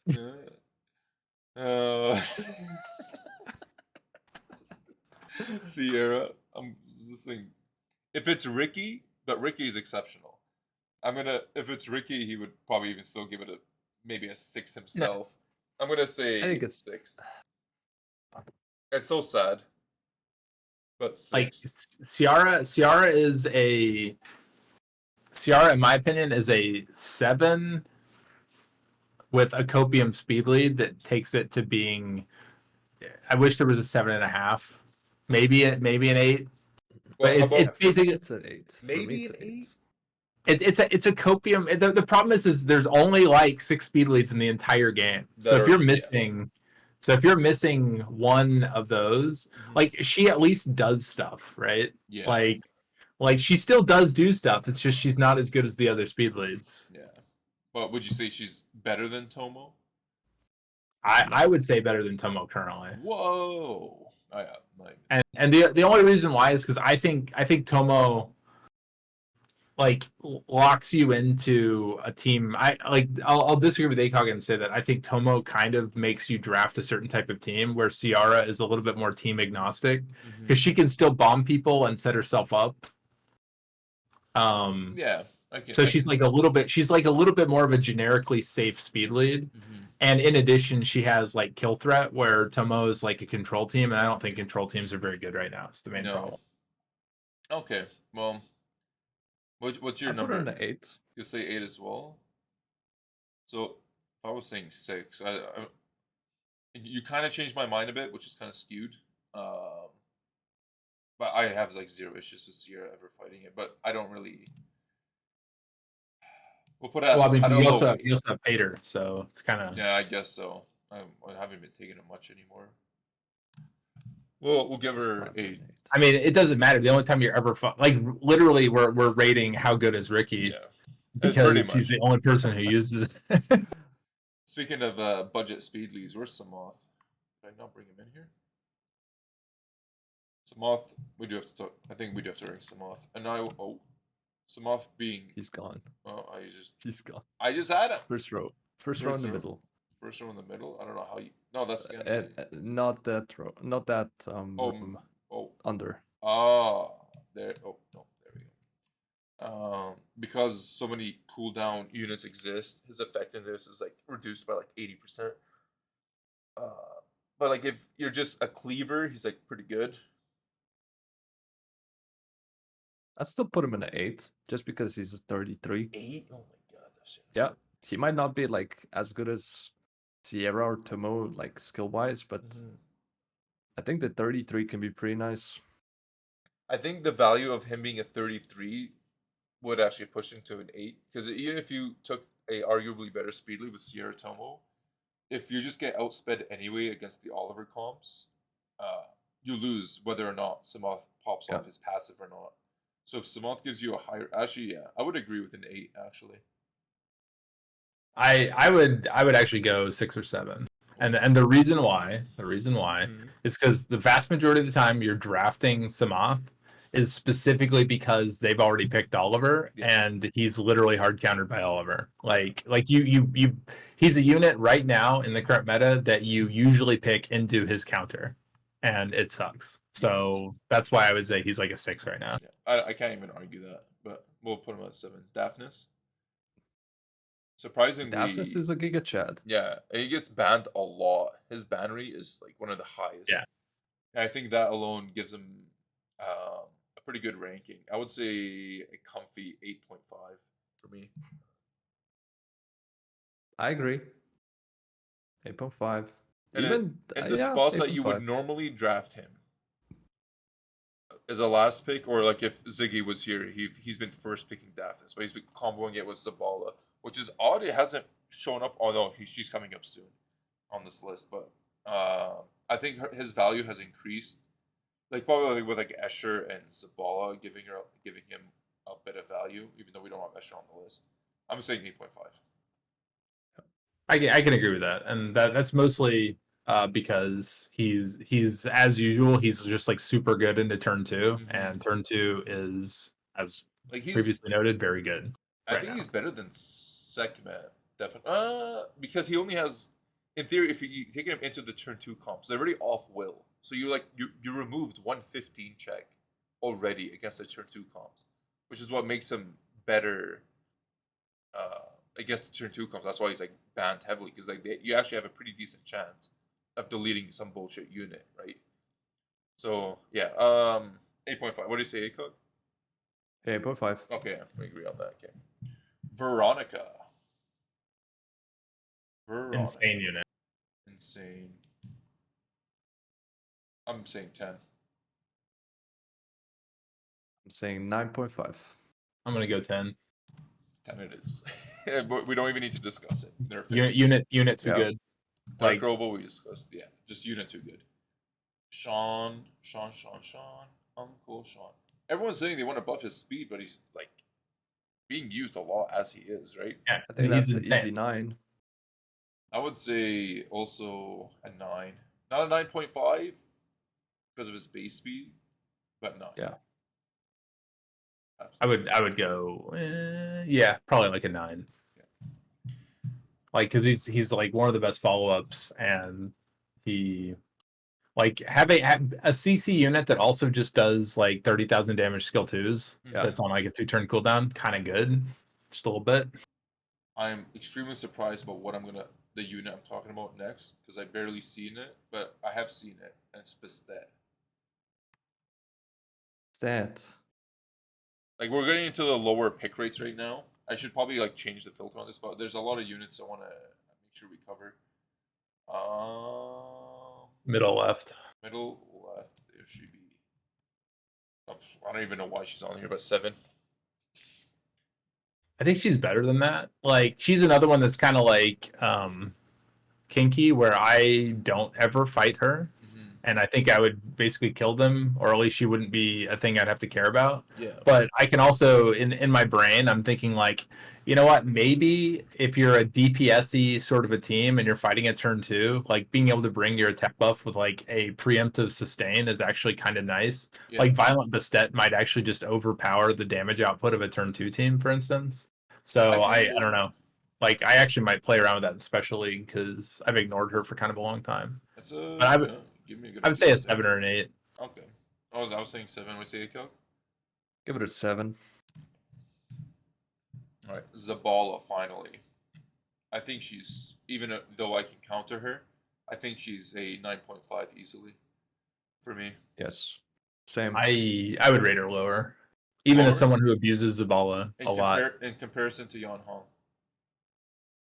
In comparison to better. Yan Hong,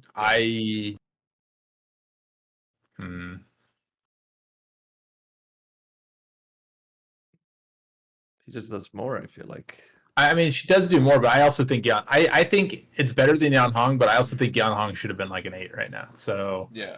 like that's my problem. Is Zabala is really good, but at the same time, like, is not really that good into turn 2, which is strong. So like it's a good against turn 2, but she's better against turn 2 than Yan Hong. I will say margin, that she I think. solves the Vertihill problem. Yeah. Which is really, really nice for a turn 1 unit. So like her win rate is surprisingly low, but I don't think a lot of people own her yet either. Me being one of them. I mean, that's not that. You don't think I that was matters? No, the owning a unit doesn't matter for the win rate. Otherwise, like, you know, Ungyokis wouldn't have. Yeah, well, like yeah, more people have guess. Zabala than Ungyoki. Ignoring the pick rate portion of it, just looking at win rate and how many people are actually using it. I think I don't know. I'm still thinking at 9.5, even though I can fight her fairly well. Yeah. And then you're Echo saying, what do you think though in the end? 9.5. Apps? I would go. I would say 8.5. 8.5. So yeah, I guess we'll sit her at 9. Like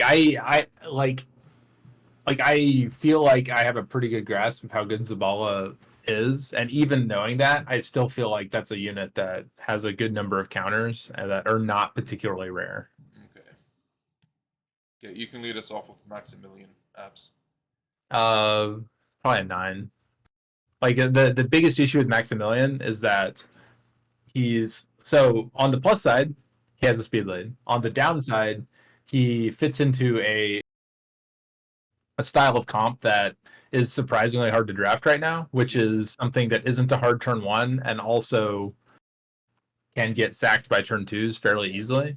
Yes. And then also, like, whenever you use him, you're mostly like giving away what your plan is. So you either have to pick him late or I don't know. It's but I mean, based on the pure, he's actually a little bit like Ongyoki, which is that he's another someone gave a child some crayons and told them to build the coolest unit ever, and fucking Maximilian pops out. Like his whole kit is ridiculous, and the only reason the only reason he's not a 10 or a 9.5 in my opinion is just because the meta really does not favor him right now overall.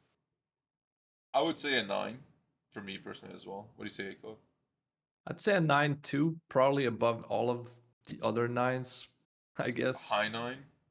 I mean, Yeah, a high I 9. would say Like- he's still below Monkey. Like I would shove him like right there. I'd actually even have Zabala. Well, we'll reorganize. Yeah, within that the yeah, system that after. I want to get most of this cleared out. We're getting there. I do still have like an hour before I gotta dip as well. Hey gang. Just a casual counter pick for a lot of people. But only really hard counters fucking Gianna Lima. I can't think of any other relevant stripper that it would crap on. Volantis. Oh yeah, Volantis actually, yeah, but I still want to put him at He an 8. destroys him. At an 8, because this passive, aside from the removing the debuffs from the strip, just gaining your. He's like a water verd, but not a water verd, in a dumb way. I think he's just He a counters sad, vert, unfun too. unit. He's just a what? Sorry. I said he's a sad, non-fun unit that Yeah. happens to counter a pretty like he counters. He's designed to counter like 5 units that happen to be fairly present, Yeah. like in the high I think level he's game. very good. I don't know, he's good, but he's also sad and not fun. And if you ever draft him, except like if they haven't already picked a Gianna or a Volantis, and you draft him, you're like, why? Why did I do that? No, he's strong enough to the point where Gianna owners will take it with them, right? Like, so I think he's sits comfy at it as an 8 personally. I think I would slot him on an 8.5 even. Apze. I'll go. I mean, I would actually say a 7, but I guess 8's fine. 8's comfortable. I think he's just not. He's not relevant enough out of counterpicking very specific units. It's like if for whatever reason, if they nerf Gianna and Volantis, yeah, I'm not saying they will, but if they ever did, all of a sudden, Hey Gang would literally never get picked ever by anyone. Yeah, Kinda, yeah. I can see it. Antares. 10, best a unit in the 10. game. 10. Come on, 100% best unit in the game. Acog. 10. come on now. we have to put him in a 10. We Literally have the This best unit in far. the game. We came this Okay. far. Every time I let him in, even though I barely fight him, he has clapped my cheeks. For that I mean, reason put him- alone, 10. Put him left to that Oliver. I mean, literally every unit on the top. Like if you think about it, okay, if we put it in terms of which units beat which units, but he kills all those 3 units there at the top. I'm just saying he does. He just kills them. I'm not gonna disagree. Oddly enough, I'm not disagreeing. I need to use him more, if anything. All right, Han. You know you're banned from the podcast now that you said that. Whatever. Ziggy can fucking talk to himself in in his room with his new pet. Where the fuck is Han? I know I dragged him up in here. There he is. Han. If you own a Dark Robo, he's like a 9.5, but if you don't, he's like a 9. So I'm gonna. Yeah, it's some of these, like a lot of these monsters are other monster based as well. So like, I would agree with that. If you own Yeah. stuff, then Han can just buff. Then he's a 9.5. If you don't, it's a 9. I feel like That's literally how it is. I should say 9 for me. 9. Yeah, Yes. I'm fine with a 9. Yeah. Like I think single target damagers are really good right now. Oberon, And he baby. just happens to be one of the best ones. I'm a big fan of Oberon. Oberon, I think, is actually insane right now. Yeah. Probably way underpicked for where he should be. Yeah. I think he's still a 9 if I can ever find him. He's still a 9 to me. Like the main reason I think he's probably like maybe not a 9.5, but at least a 9 is because like He's well, in let's the let mid row. What did you say? Sorry. In the mid up. row. I see. There is. I say 9.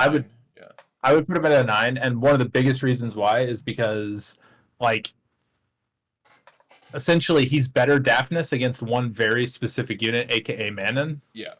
As long as you Because don't get 50. like you don't even have to build him that strong, and he's still gonna kill Manon. Like Manon just isn't built with 40,000 hit points.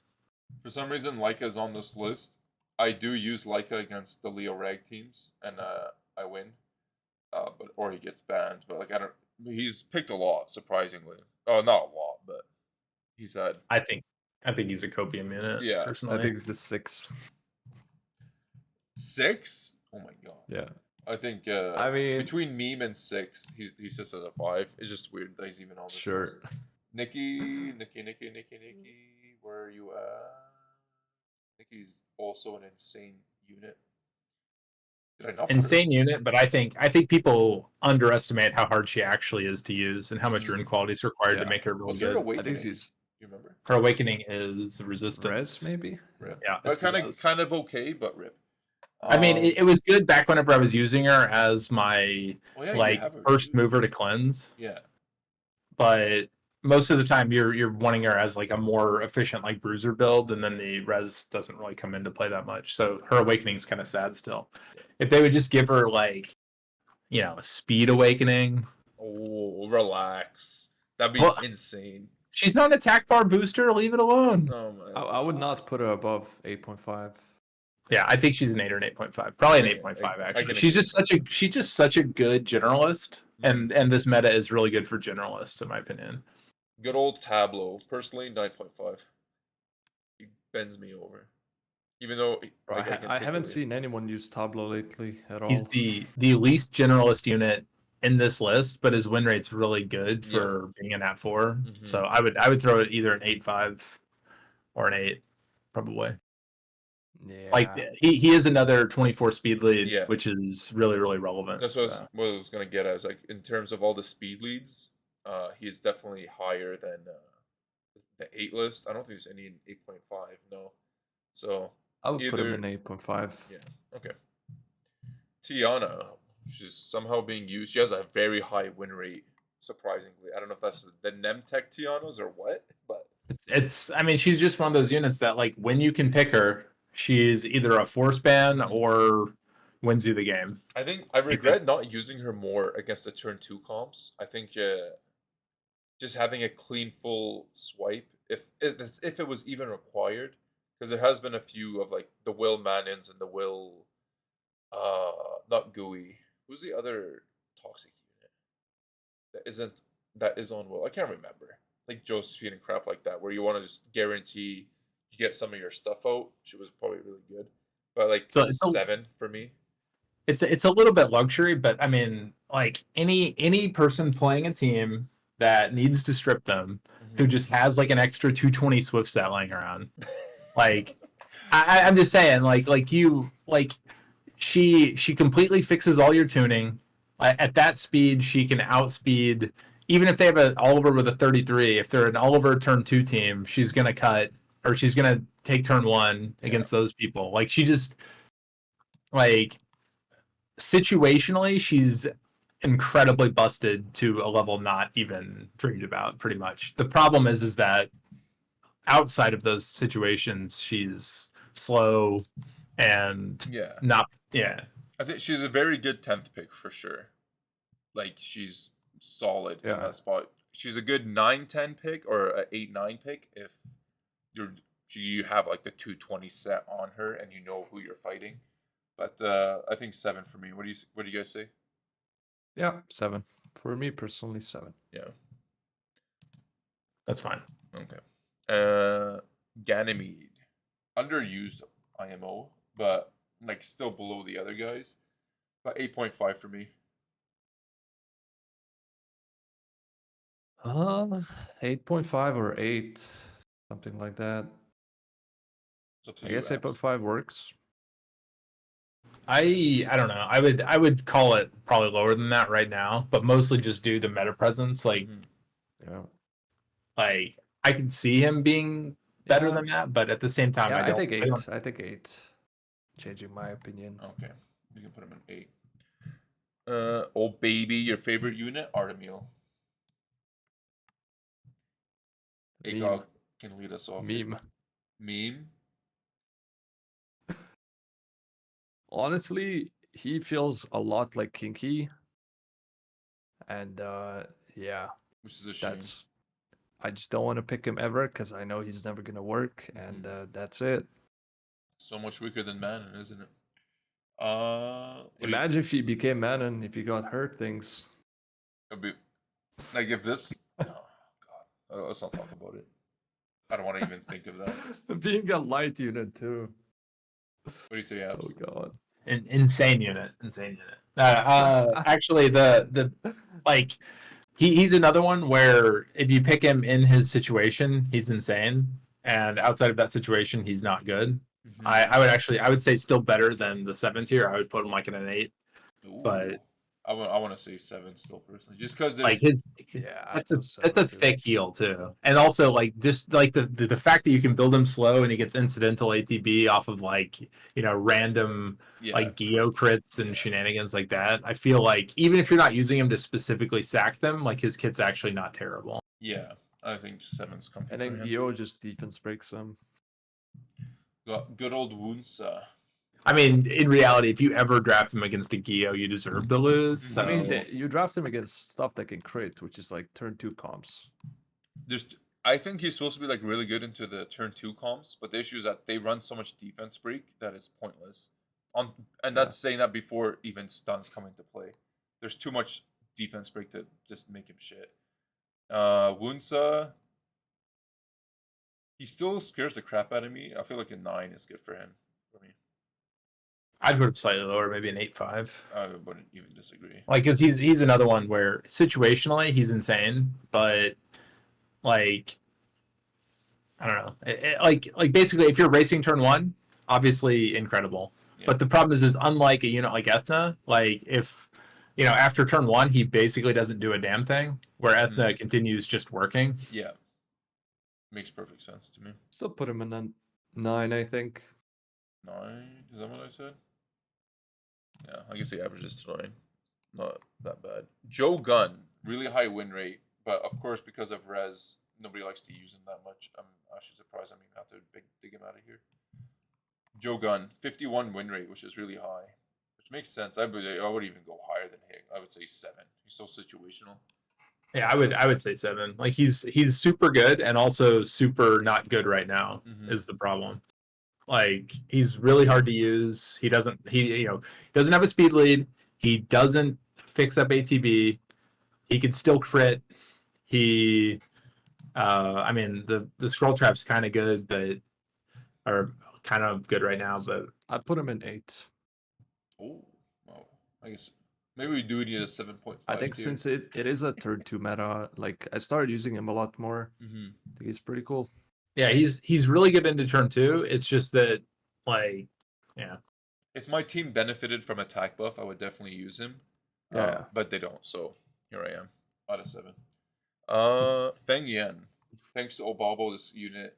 I was about to say just put him in Thanks to meme. Bob, this unit is a 6. It's an 8? Yeah.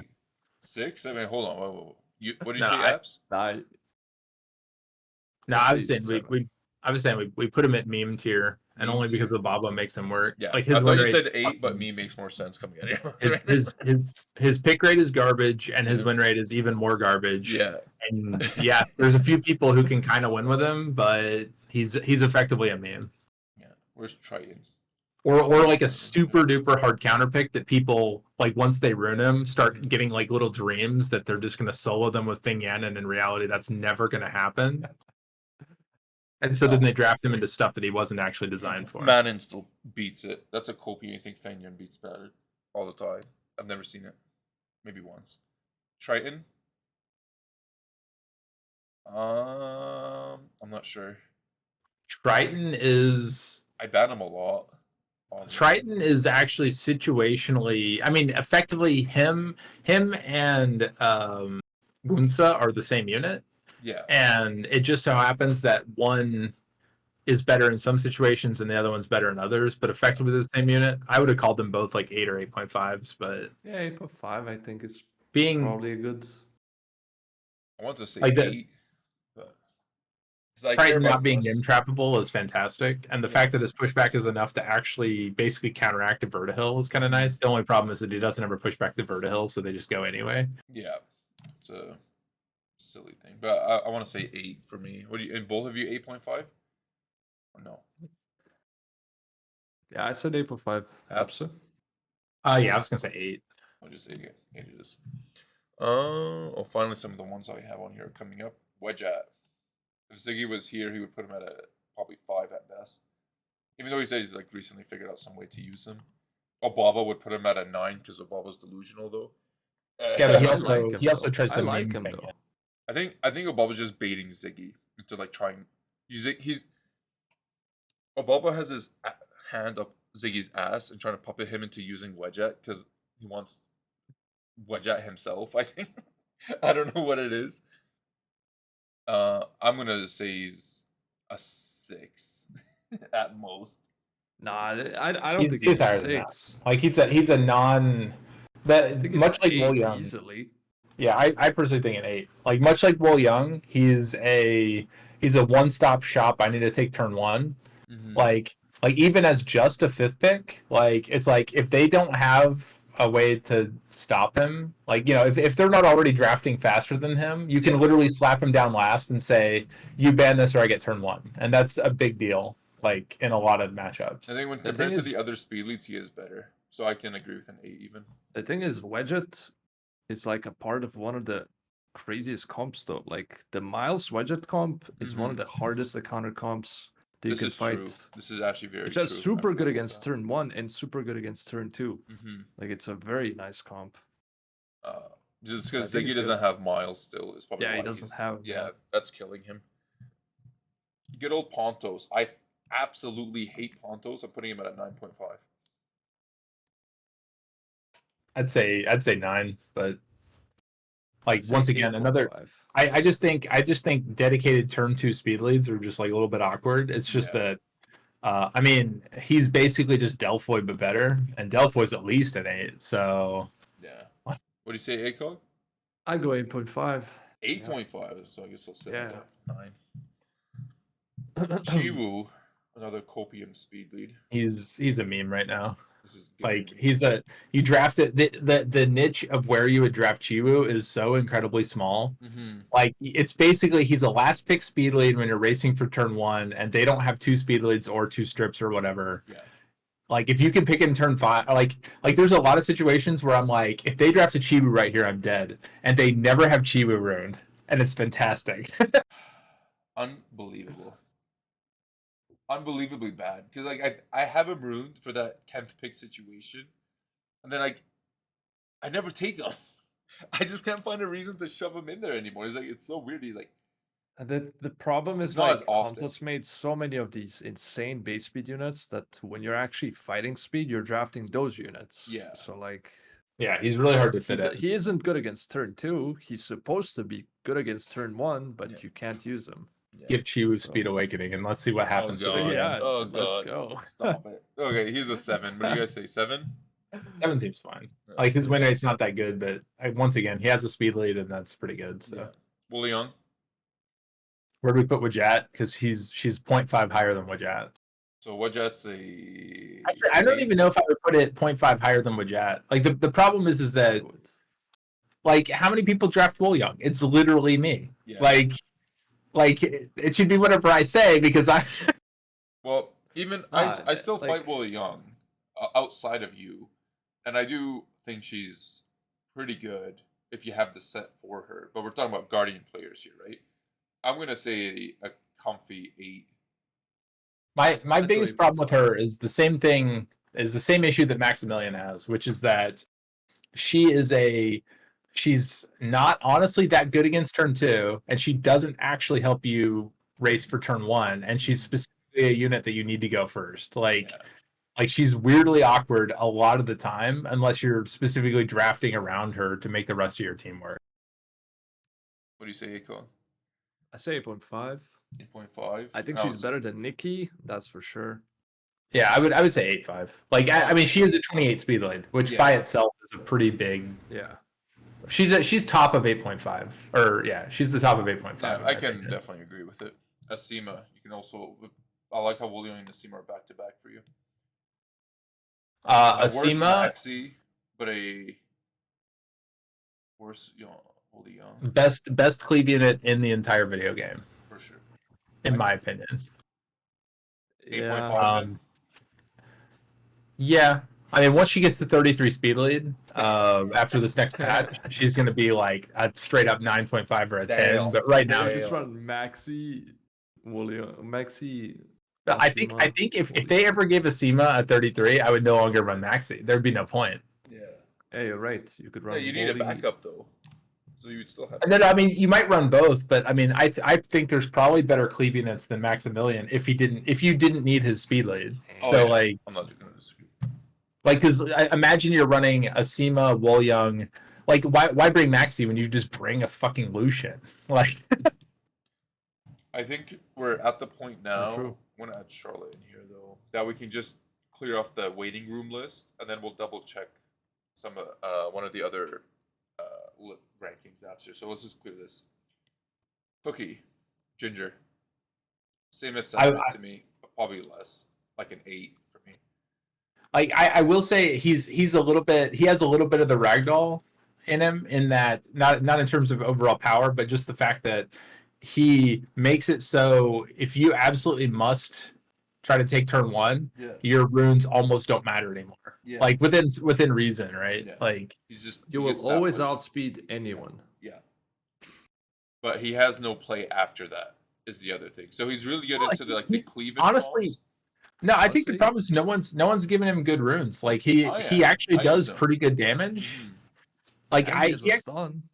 and he has a stun. Like, I mean, I honestly think he's way better than people think he is. Yeah. They do need to make it a 2-turn reset though. They did. It is. Oh, did they? Yeah. Yeah. That's why I've been using him a lot more. They did on the Okay. last And patch. It's Yeah, a see two-turn now cooldown, 2-turn reset. See, now It's he's very okay. good. Is he now he's better okay. or It's worse very than good. Sekhmet? He is worse than Sekhmet, but only because Sekhmet's skill 2 is actually really good. Yeah. But I think I would say he's an 8. 8? He's a similar turn 1 unit that doesn't have as much impact after turn 1. But Then we can do Dark Cookie, Giselle. Highest win rate in the game, I believe, still. I'll double check that fact after. It just does so much damage. Yeah. Like the defense buff. Defense I don't buff, know, man. defense It's break, Kind of invincibility. ridiculous. Pairs man. very well with Shizuka. I barely saw it in like my last 2, like maybe last 1 week, but every time I fight her, it's kind of a nightmare. I'll give her a comfy 9 though. She can't be better than Pontos, but theoretically she shouldn't be better than Pontos. I'm going to disagree, even with her super high win rate, and just say she's closer to an 8 or an 8.5. I think against certain teams, she probably is just like unfair. But the problem is she can get controlled really easily. Mm-hmm. She's dark, and the thing is the dark typing or color doesn't even matter for her really, other than the fact that it makes her vulnerable to CCs from every other color. Yeah. Like I feel like I don't know. I feel like she's OP, but she's like not draft. I mean, I would 8.5. Like her kit's insane, but I'd still go 9, I think. 9. That's 2 9s. Put her next to Pontos, but below Pontos to me. Jackson. I give 9.5. That's a 10 for me. 9.5 for me. I like, even though I'm weak against him, I've still learned to fight him better. But that's just me. But not like, if you guys say 10, I wouldn't even argue it. What do you say? I mean, I would actually, as usual, I'm going to go lower. I would say he's like a 9, maybe even 8.5. So we can. Like he's too situational. Like the problem is he's situational in 2 ways. He's situational in the teams you use him as a counter pick, and then if you actually draft him as a primary pick, you're having to play a team specifically designed to break him. Yeah. Because if you just bring him by himself, like he doesn't do very much. No. But like his ability to just give bar, like I have Tion Lang, so maybe that's why I knock him down a little bit as well. It's so weird. Their interaction with each other is so weird. I have to look into it. But yeah, like I used to rank him as a 10, but now it's 9.5 for me. Nyx meme.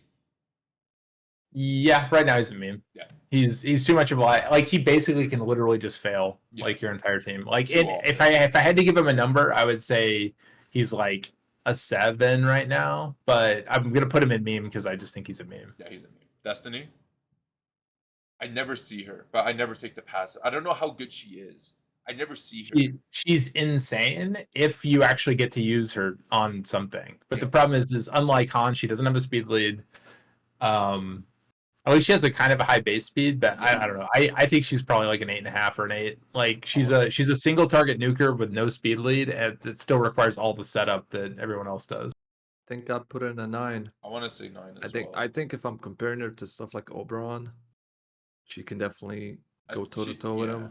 Even though Han has the speed lead, I don't think you use his own speed lead that often unless you own. Like she has 2 skills that can kill 2 units. Yeah, you know? that's yeah. She has to Her ignore third skill defenses, is kind of ridiculous yeah. too. Yeah, I It is like 9 for ridiculous. her. Pater, I love. Wait, he hasn't been brought up until now. That's nuts. Pater? Yeah, The meme?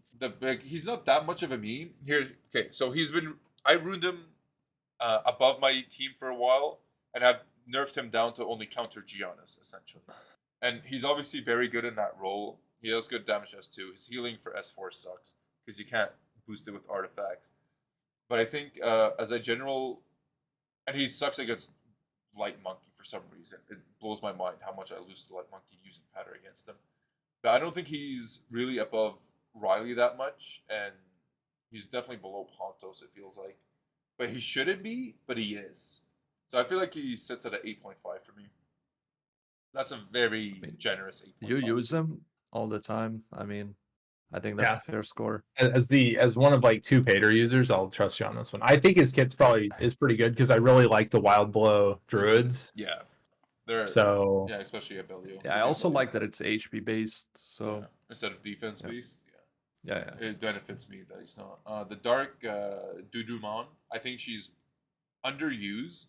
She's really good into the turn 2 garbage, but she's not as good as like the other ones in the 9 ranking.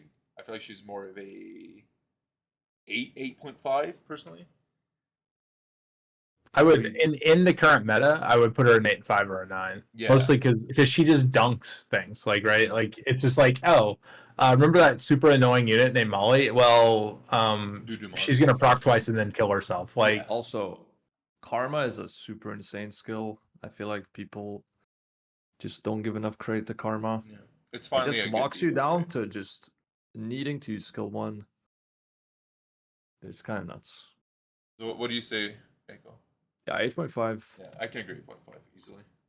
Seimei, insane unit for some reason, but like I still fight her well. I feel like she's actually balanced. I know for some people the heal became too much for them.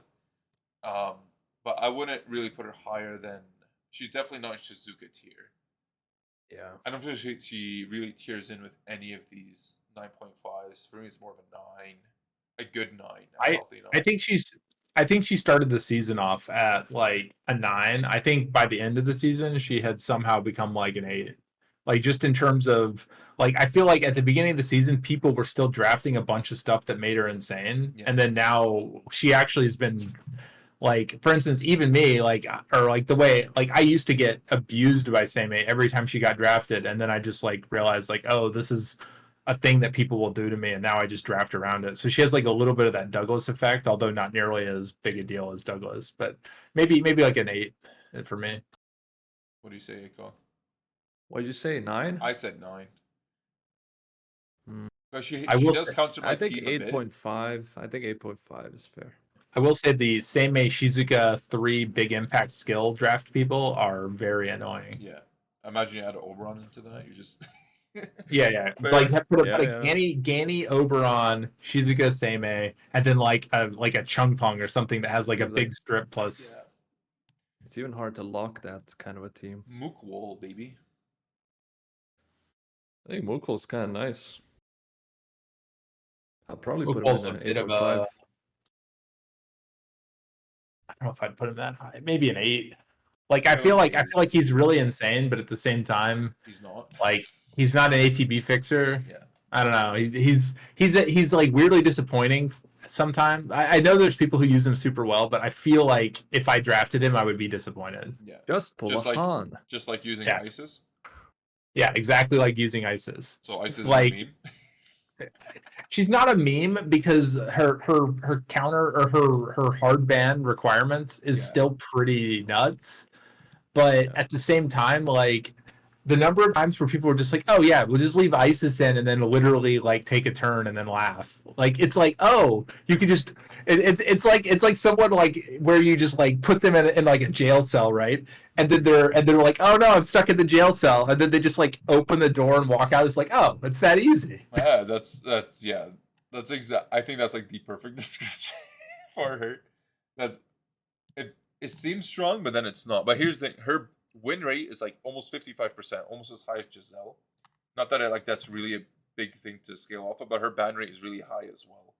Yeah, no, she's an insane unit that it just so happens that like you basically have to bring like what she is she is a unit that allows you to use ATB pushbacks on units that you don't have any business getting to ATB pushback normally, like Vertihills and Junos and random garbage like that. Like you put her in, but then you still have to bring basically like 2 other follow-ups to lock them into that Oblivion. Like she doesn't do it by herself. Like someone else controls them so that the Oblivion stays active. Yeah, that's just kind of silly. It's like she has a slow debuff. As an example of a unit that absolutely dunks on ISIS every time I've tried it, is like if you bring her into like say Pontos, like the number of times that Pontos literally just skill 1s, gives it back, and then procs and like cleanses everybody, like it's I'm pretty sure it's scripted. Power. If they're both in the game, it does it so much though, like against anything, to be honest. Oh, that's why Pontos I would still put her in an 8.5 pretty easily, I think. Yeah, I can agree with that. Like I think that on paper, I think she needs a buff, even though her win rate is so high, because of the fact that she's not self-contained. Where like if you bring something like Nephthys, she has a speed lead and an armor break, and then you just kill them. Like it's. I can definitely see it. I would probably rank ISIS at 8, but you both said 8.5, so you can go with that. Hathor, shitty control unit, but not really. She's had her place. She's good against some of the turn 2 stuff right now. Probably underutilized, really. I want to say 8. I think she is. For Hathor. Yeah, I actually don't. Fair. I don't. Yeah, I think that's a fair rating. I feel like she's harder to use than that right now, but it also feels like that when people draft her against me, she's really still the same amount of annoying as she was before. So yeah, Dark Monkey. I think Dark Monkey's a 9. Damn. Yeah. What do you say, Apze? I think he's super underrated. Like, I think he is underrated, but I'd still put him at like an 8.5 or an 8. I feel like an 8.5 too. Like at highest 8.5. So I'm trying to think of the peak Dark Monkeys I fought. Then I wouldn't like if most of them are 8, but some of them like who actually know what they're doing. It's a nice 8.5. Clara, everyone's favorite speed lead nowadays with Zabala, but not really. 8 maybe. I would say 8 as well. She's probably like better than some of these here. Yeah, Copium Gianna lives Copium at 8. Yeah. Yeah. The 19 is still like kind of It's good if like you run all the high base speed. Like I use a double Nem Will Clara. Ooh. That's kind of it. That's a nice tech. Eleanor, most underused LD5 to me, but not really. I've been fighting her a lot more actually. Eleanor is a 9 to me. I think she's an easy 9 as well. Pretty easy. Yeah, I can agree with that. Yeah. Celia, lead us off Acog. I think I don't think you could say she's a meme tier right now. Can you occupy the space somehow above a 10, but like somehow sandwiched into meme above that? Like she's just like the best meme unit in the game. Giga meme. There we go. Like good memes. We'll make good memes. Perfect. Giga meme, and that's where Celia is. But because it's I like her, but I don't. She's but close. I do. Like I like her style, but like I'm leaving it horribly spelled as well on purpose. Kraka, very underused to me, honestly. Yeah, I still think Kraka's like a 9. Very. Like I think she's a 9. I think 9 for now until people start using her more finally, and like I think people think she's a 9.5. I'm telling you, man. Jaeger. Some units they don't get used until a lot of people start using them. Yeah, I feel like she should have been. A lot of people don't want to use their unit until they see it more. Yeah, Jaeger. I mean, I it's think at he's 7, 6, 6, 7. I'm gonna put him at a 6 just so someone's in 6. Okay, thanks. Yeah. Kiki. I never see her anymore. Like, but she's like maybe So that's less than another a unit where Seema. I feel like she should be really present, but then she's not, and I Yeah. think it's because I feel like she should just abuse turn 2s, but I Yeah. don't understand why no one's doing it. So, I but don't I, know. Like this is a unit that debuffs a lot, and she still solos a Juno pretty easily. Like To me, it's odd. Wait, oh yeah, we did rank Juno. Yeah. Okay. I'd probably put her at at 8.5. Yeah, 8.5 seems fine to me. I was gonna say 8, but yeah, 8.5. Just because I just never fight her. Bella, the most situational unit. Obaba probably gives her a 7, but his runes make her a 9, but not really. I think she is a 7. Yeah. I would say 7 as well.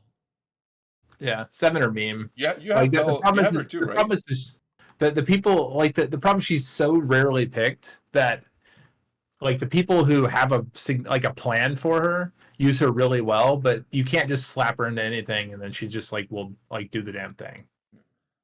Barbara, I recently runed up. I've been using her. I like it for certain because I needed a water unit that does damage in strips and can delete something if required. If it's not Miles, it would be Barbara. I just read this a leftover thing. I want to talk about it, and that was me talking about it. But I think she's a 7 at best. Yeah, think I would she's go 7 too.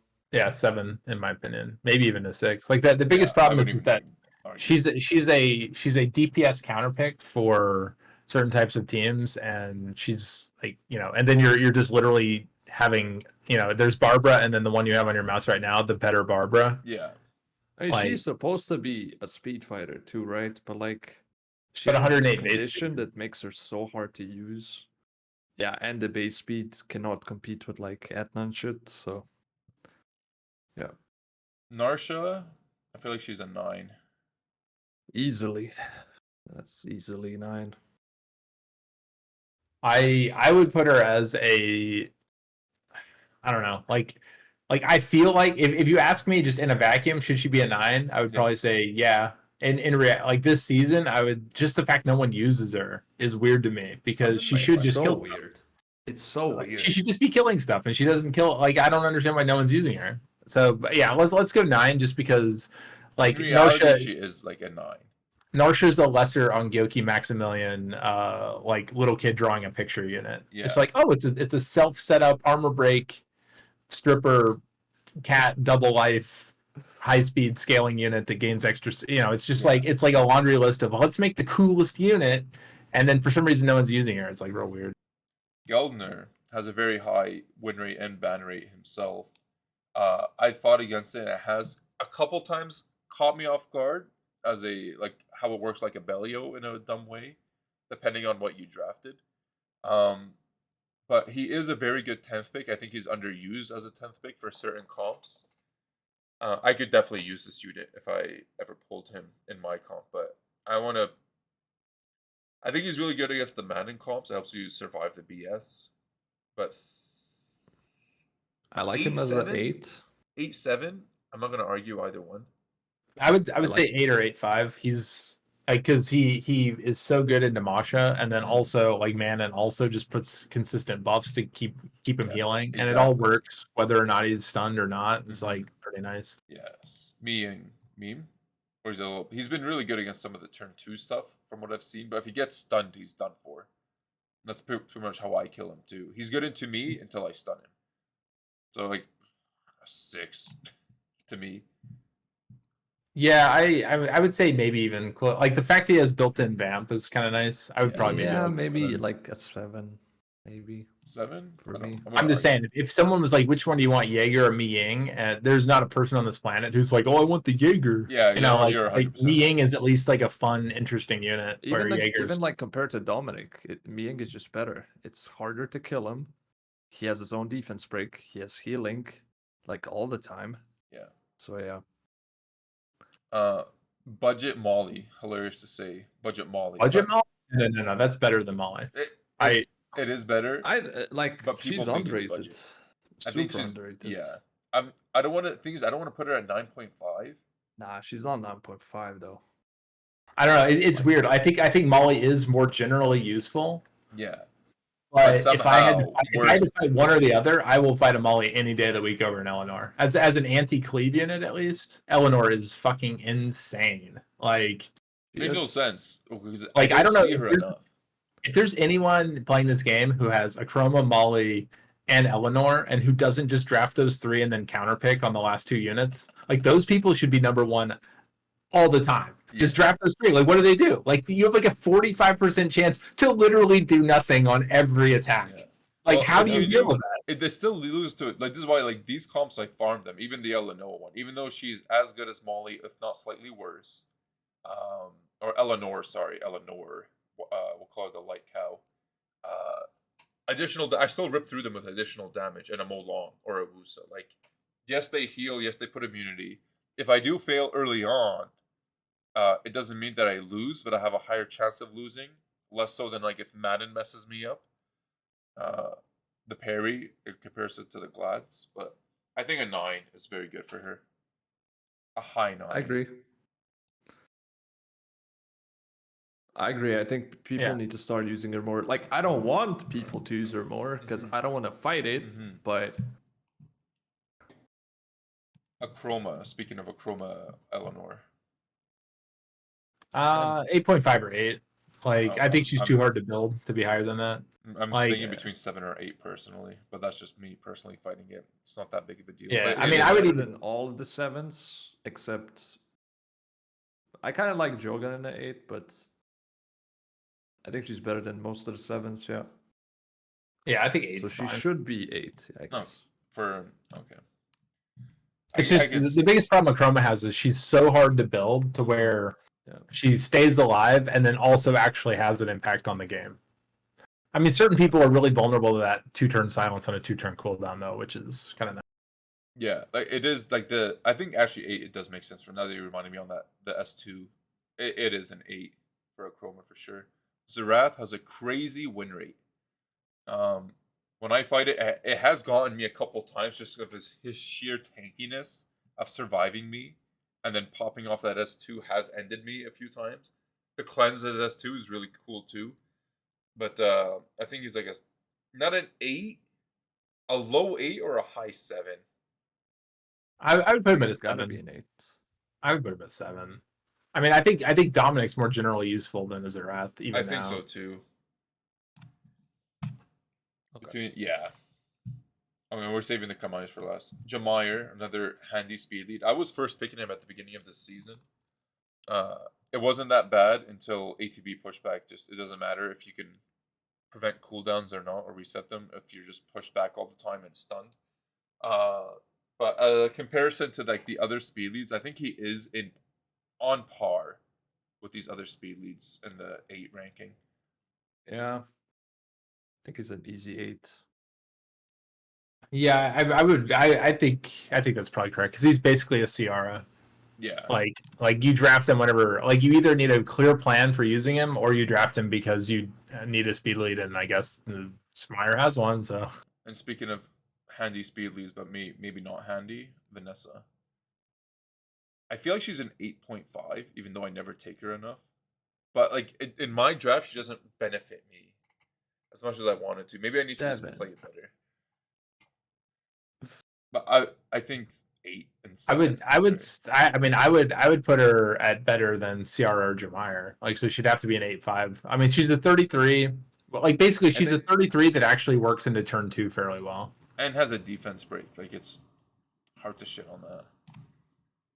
But you were saying Tomo's better. I would put her at 7. I think Tomo's better. Jamire's better. If Oliver didn't exist, I would 100% agree that she's better than, or Tomo's better. But because you're forced to contend speed, if you're in that spot. Yeah, but if you're contesting speed and you're drafting Vanessa, she's not gonna do anything. Like where Pisama will do stuff, you know, even if you contest. Like it's mainly yeah, but like you're just landing one defense break and that's it.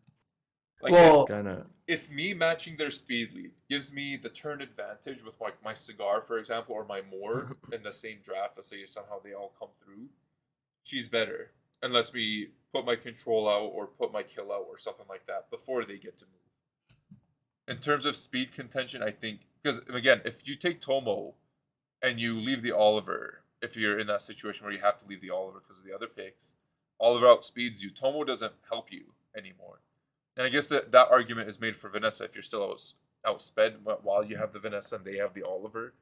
But in that situation where I feel like this is where it's like has to be spoken about, it's because of Oliver.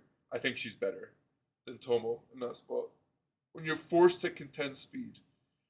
I think like if you're contesting speed, you're still picking Pisama over Vanessa because you know Pisama, even if you're fighting Oliver, you're still like Pisama can still reset him. Pisama can still like CC the other team, That's a good like point. the other units in the team. So you're still going Pisama over Vanessa anytime, pretty much. If you're Where did I speed even put fighting. Samoth? Where is he? Oh, he's in 7 as well. So there's actually wait, what?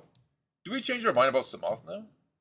Feels weird. No, I think Samoth is still a 7, and the reason why is the same reason I had before, which is that he's a unit that you pick him into his own counter, and that's really awkward. Yeah, that does kind of apply to Vanessa as well.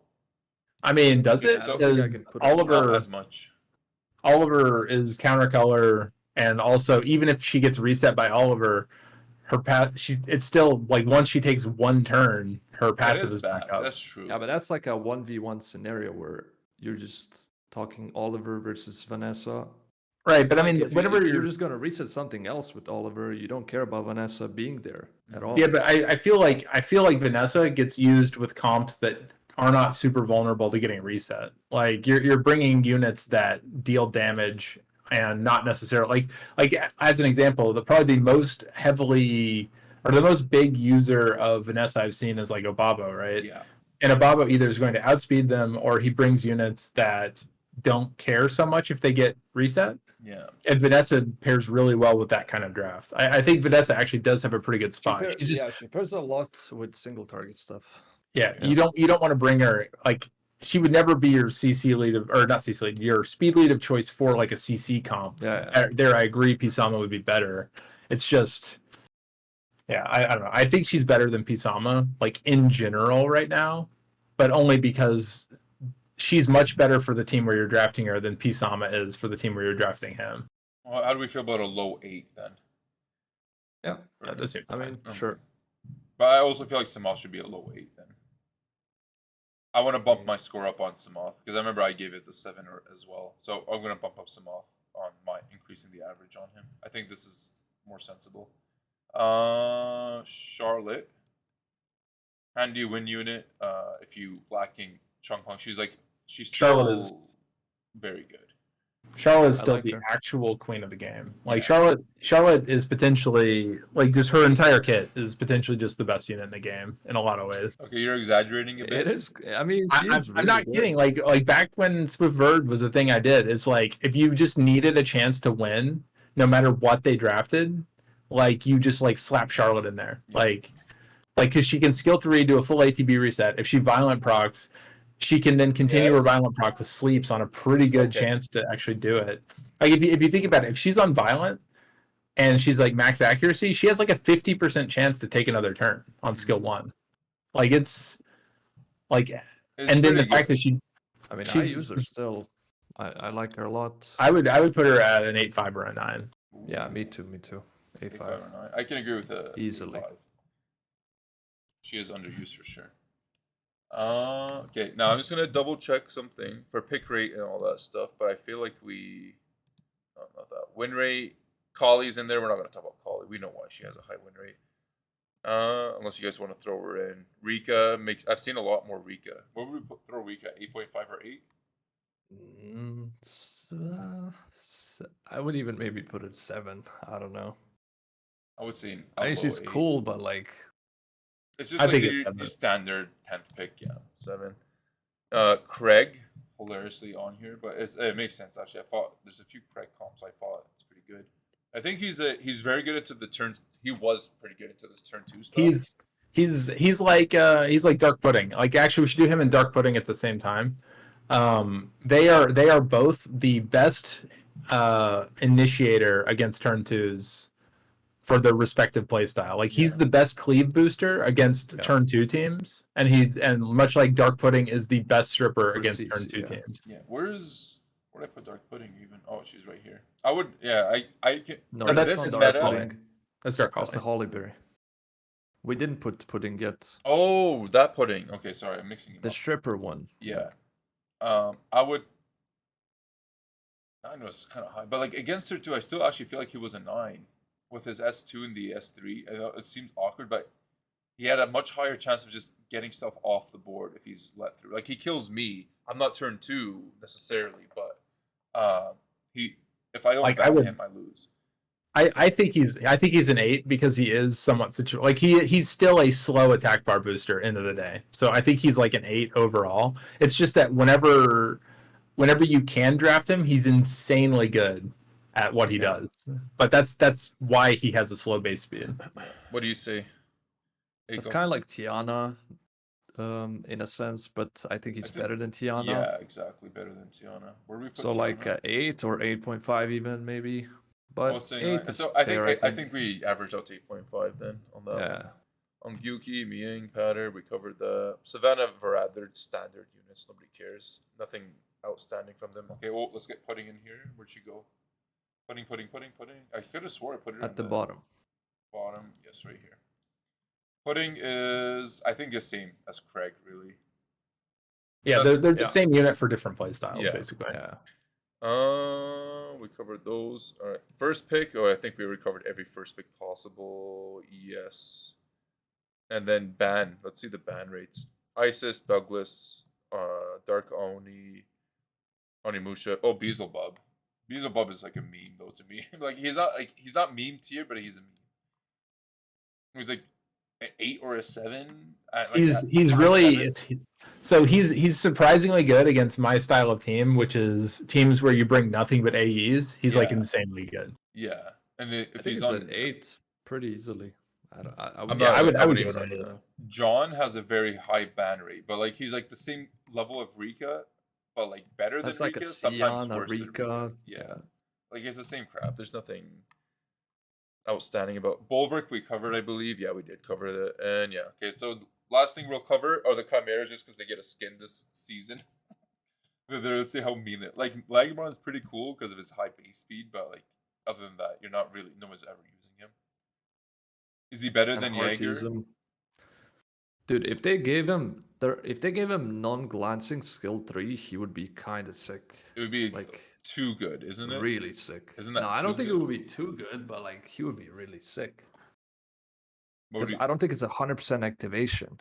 I'm like a 6-7 with him, and that's very generous. Actually, I'm more of a 7 6. is probably. What do you say, Apze? I would. Yeah, I think a 6 or a 7 personally. Like he's the problem I have with any high base speed CCer is that usually it's going to be hard to. It's like you're still going to have to tune it at being like violent speed because most of the time your strippers are gonna. You need to tune it to where they go out, But it's just awkward. That's why it's like it's not worth it when you talk about it like that, right? It just doesn't seem worth ruining at that point. I mean, the main places I've seen him get actually used well are basically like the pseudo cleaves where you're going turn 1 and using him to bop somebody out of the game. Yeah. Right at the beginning, and the rune quality requirements are pretty crazy. So they just need to buff some of these like Chimera base speeds. I think that's gonna help him a lot. Well, Legron has that. It's just he's still just because he's wind, he sucks, I guess. Yeah. Teor, if he had speed awakening, he'd be like a 9 or 9.5 to me. But because he doesn't have the speed, he's like a 7-8. I would put him at 8. I still think he's in the same league of unit. It's just he's just really, really hard to build. Yeah. And the thing is you're almost never using him as like a core unit. So he's hard to build and you're putting runes on him after you used all your good runes. Like it's just hard to throw in. And he's squishy too. That crit awakening I think hurts him a lot. He needs accuracy or speed awakening. I mean, especially now because especially now. What do you say, Acog? 8? I put him at a 7, I think. I'm going with the 8 though first, so we'll average 8. Rakan is a handy dandy 6. Handy meme. I would put him at meme. You think a meme? I mean, I've seen a couple. Rakan. No one uses Rakan is the problem. I would assume he's probably usable in a few situations, but I cannot imagine. All the other fire units, the RNG fire units, are better. So it doesn't like and he loses to those RNG units as well. So he's got that going for him. Zeratu, how well has Obama been using him a lot? I don't feel like he has. Not, and Baba goes off and Base on speed. using him. Okay. Base speed Yeah, just his pulls base it speed down makes too him really hard much. to use. Because like he's supposed to be a stripper for your stuff, Mm-hmm.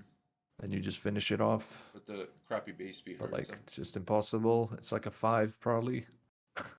I wouldn't. I wouldn't put him that I wouldn't. low. I wouldn't go that low. I will say But he's you so just insanely can't use hard. him. You literally can't use him. He's better than Legmon and Jaeger for sure. I want to say. I don't think he's better than Lagmaron. I don't think No. he is. I think would put him Lagmaron better. just the base speed makes him at least usable. Wait, Like you I can don't know, even build him on Swift. I've seen it like a decent amount of times. It's not as I bad. haven't seen any Legmons. I don't think I've seen many Zeratus either this season. What do you say? He's Em? better than Zeratu though. Like honestly. You think so? Yeah. What do you say? Do you think 6 or 5 apps or no? I mean, I personally would go like even to like 7, maybe even 8. And the only reason why is because the problem is that he's 100% based on, like, he's one of those units that is absolute garbage until your rune quality is like god tier, and then suddenly it's basically the Obabo problem, is that Obabo can win with literally anything because his rune, like the quality he can put on stuff makes it usable and allows you to see. Or Lagmaron up to 7 at least. Yeah, put Black Oh, Monitor yeah, he's 7. sitting with Jaeger. Come on now. Okay. We'll leave Jaeger on his own. Like there's a couple, I'm sure there's like a couple units here. Like Ziana and like Daniel, they have like their spots and like their good ATB pushback and damage. I still want Ziana. I think and Ziana's She's like an 8 easily, or maybe Yeah, even Daniel higher. is like a 7, maybe. Like he's not Oh. bad. Oki is unfortunately a meme. Yeah. I feel like argue me as I do this. Put him in the meme, yeah. I think Oki, Hug him. he's supposed to be a 7, but he's a meme. It's so unfortunate. Oki's always gonna be a meme. Van Cliff. Okay, let's actually talk about Van Cliff real quick. Van Cliff, we said earlier in the pod when he got buffed on the nose, we were saying that he's gonna be like really good and usable, and then reality hit where he's a meme. But they somehow nerfed him, and people who own him were actually right. He is a meme. I apologize. I've not seen one even. I haven't seen one at all. I think that proves the point. I think I'm not sure it does. I actually still think it's the Lima problem. Is that I think I would use him really well if I had him. And I think there's a lot of people who are like, he doesn't do the thing I want. Now I'm never going to use him again. Mhm. And I feel like that's an incorrect way of dealing with it. Would we say he's a 7 then? I would say 7.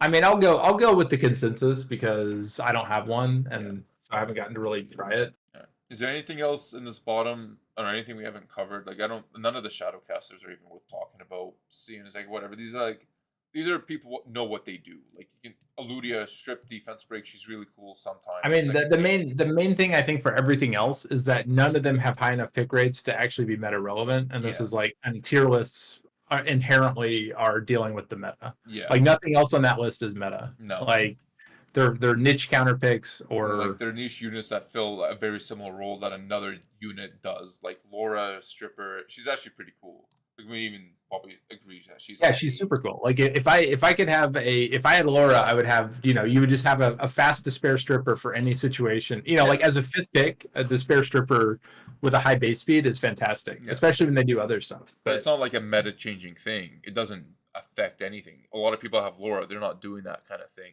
because despair sucks. But like as an example of using Laura, it just doesn't matter to discuss it in a tier list. Nobody's doing it. We know how you could use it, but it doesn't matter talking about a tier list. Yeah. All right. Final closing off here. What do you guys think about the list? Aside from Celia, we probably didn't give her a legit place. In a legitimate place, I would put Celia at an 8, I guess. Probably, yeah. How do you feel? That seems fair. That seems fair. I mean, but we're like if she weren't so inconsistent, she stays Giga meme, but she's probably like an 8. Let's say 8. Okay. How do you guys feel about the list? I mean, I think it's good. I think mostly I agree with everything. It gives a false sense Some of stuff balance. maybe I Is the would worst change, part. but yeah. A false sense of balance because it looks like everything's all spread out, looks nice and pretty, but in reality, it's affected heavily by Oliver still and like all the turn 2 stuff. In reality, like if they nerf one unit, this could all change. Yeah. Yeah, I mean that's the danger of the meta. But yeah, no, I think I'm pretty happy with this. I mean, Yeah. the meta's changed for sure after the last patch, but it's obviously way more turn 2, and certain units moved up and down based on the heaviness of turn 2. But the fact that Oliver is still up here is beyond stupid.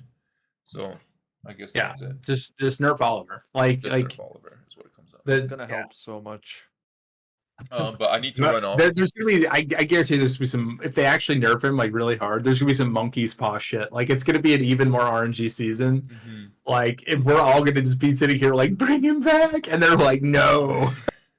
We were hoping they nerfed the other turn 2 stuff too. I really hope like if they nerf Oliver, I just hope that the normal picking, like people not wanting to back out of a speed fight, you know, because like right now it's just you pick Oliver, the other guy's backing out already. Yeah. Like I want to see a 24 lead being picked and then another 24 leads being picked. Yeah. You know, it's overdue. Kind of a normal. I want to see just a normal draft because like you can already expect right now what's gonna happen in a draft pretty much every time. Whoever gets Oliver most likely is gonna fight turn 2. Yeah. So yeah, I think that's going to be the biggest change if they actually do nerf Oliver, is just the fact that the first pick Oliver into 4 turn 2 unit pivot is just insane, because it's the problem is Oliver can take the game over if he ever gets a turn, right? Yeah. And then you just literally play protect the Oliver. So you either get to ban 1 to 2 sources of RNG, or one source out of potentially 2 or 3 sources of RNG. Yeah. Or you get to ban the Oliver, who, if he ever takes a turn, potentially just wins like the rest of the game from that point. It's like he's just a stupid unit. Like they need to just, and then he has a 33 lead for whatever reason. Or like any other bonus. speed lead, any other it's first always pick been the speed main lead part. will is going to be way more vulnerable than Oliver, because the problem is Oliver just does what he does, and you can build him as tanky as you want. Like it doesn't even matter. He'll eventually just get there. It's embarrassing, but I gotta run. I have to go to some appointments. Thank you guys for joining us. It's over. Oh man, we're almost at 2.5 hours. Jesus, that's a long ass whap. Listening to ourselves talk. But Zig would have canceled this like an hour and a half in. He would have sped up the whole process. But I wanted to actually take our time with this since it was a nice early morning for us to record it. But I need to get this uploaded right away. So thank you guys for joining us. Both Acog and Apze stream and have Thank you YouTube for channels. having We me. will have them in the description. And yeah, that's it. Peace out. What? Stay safe.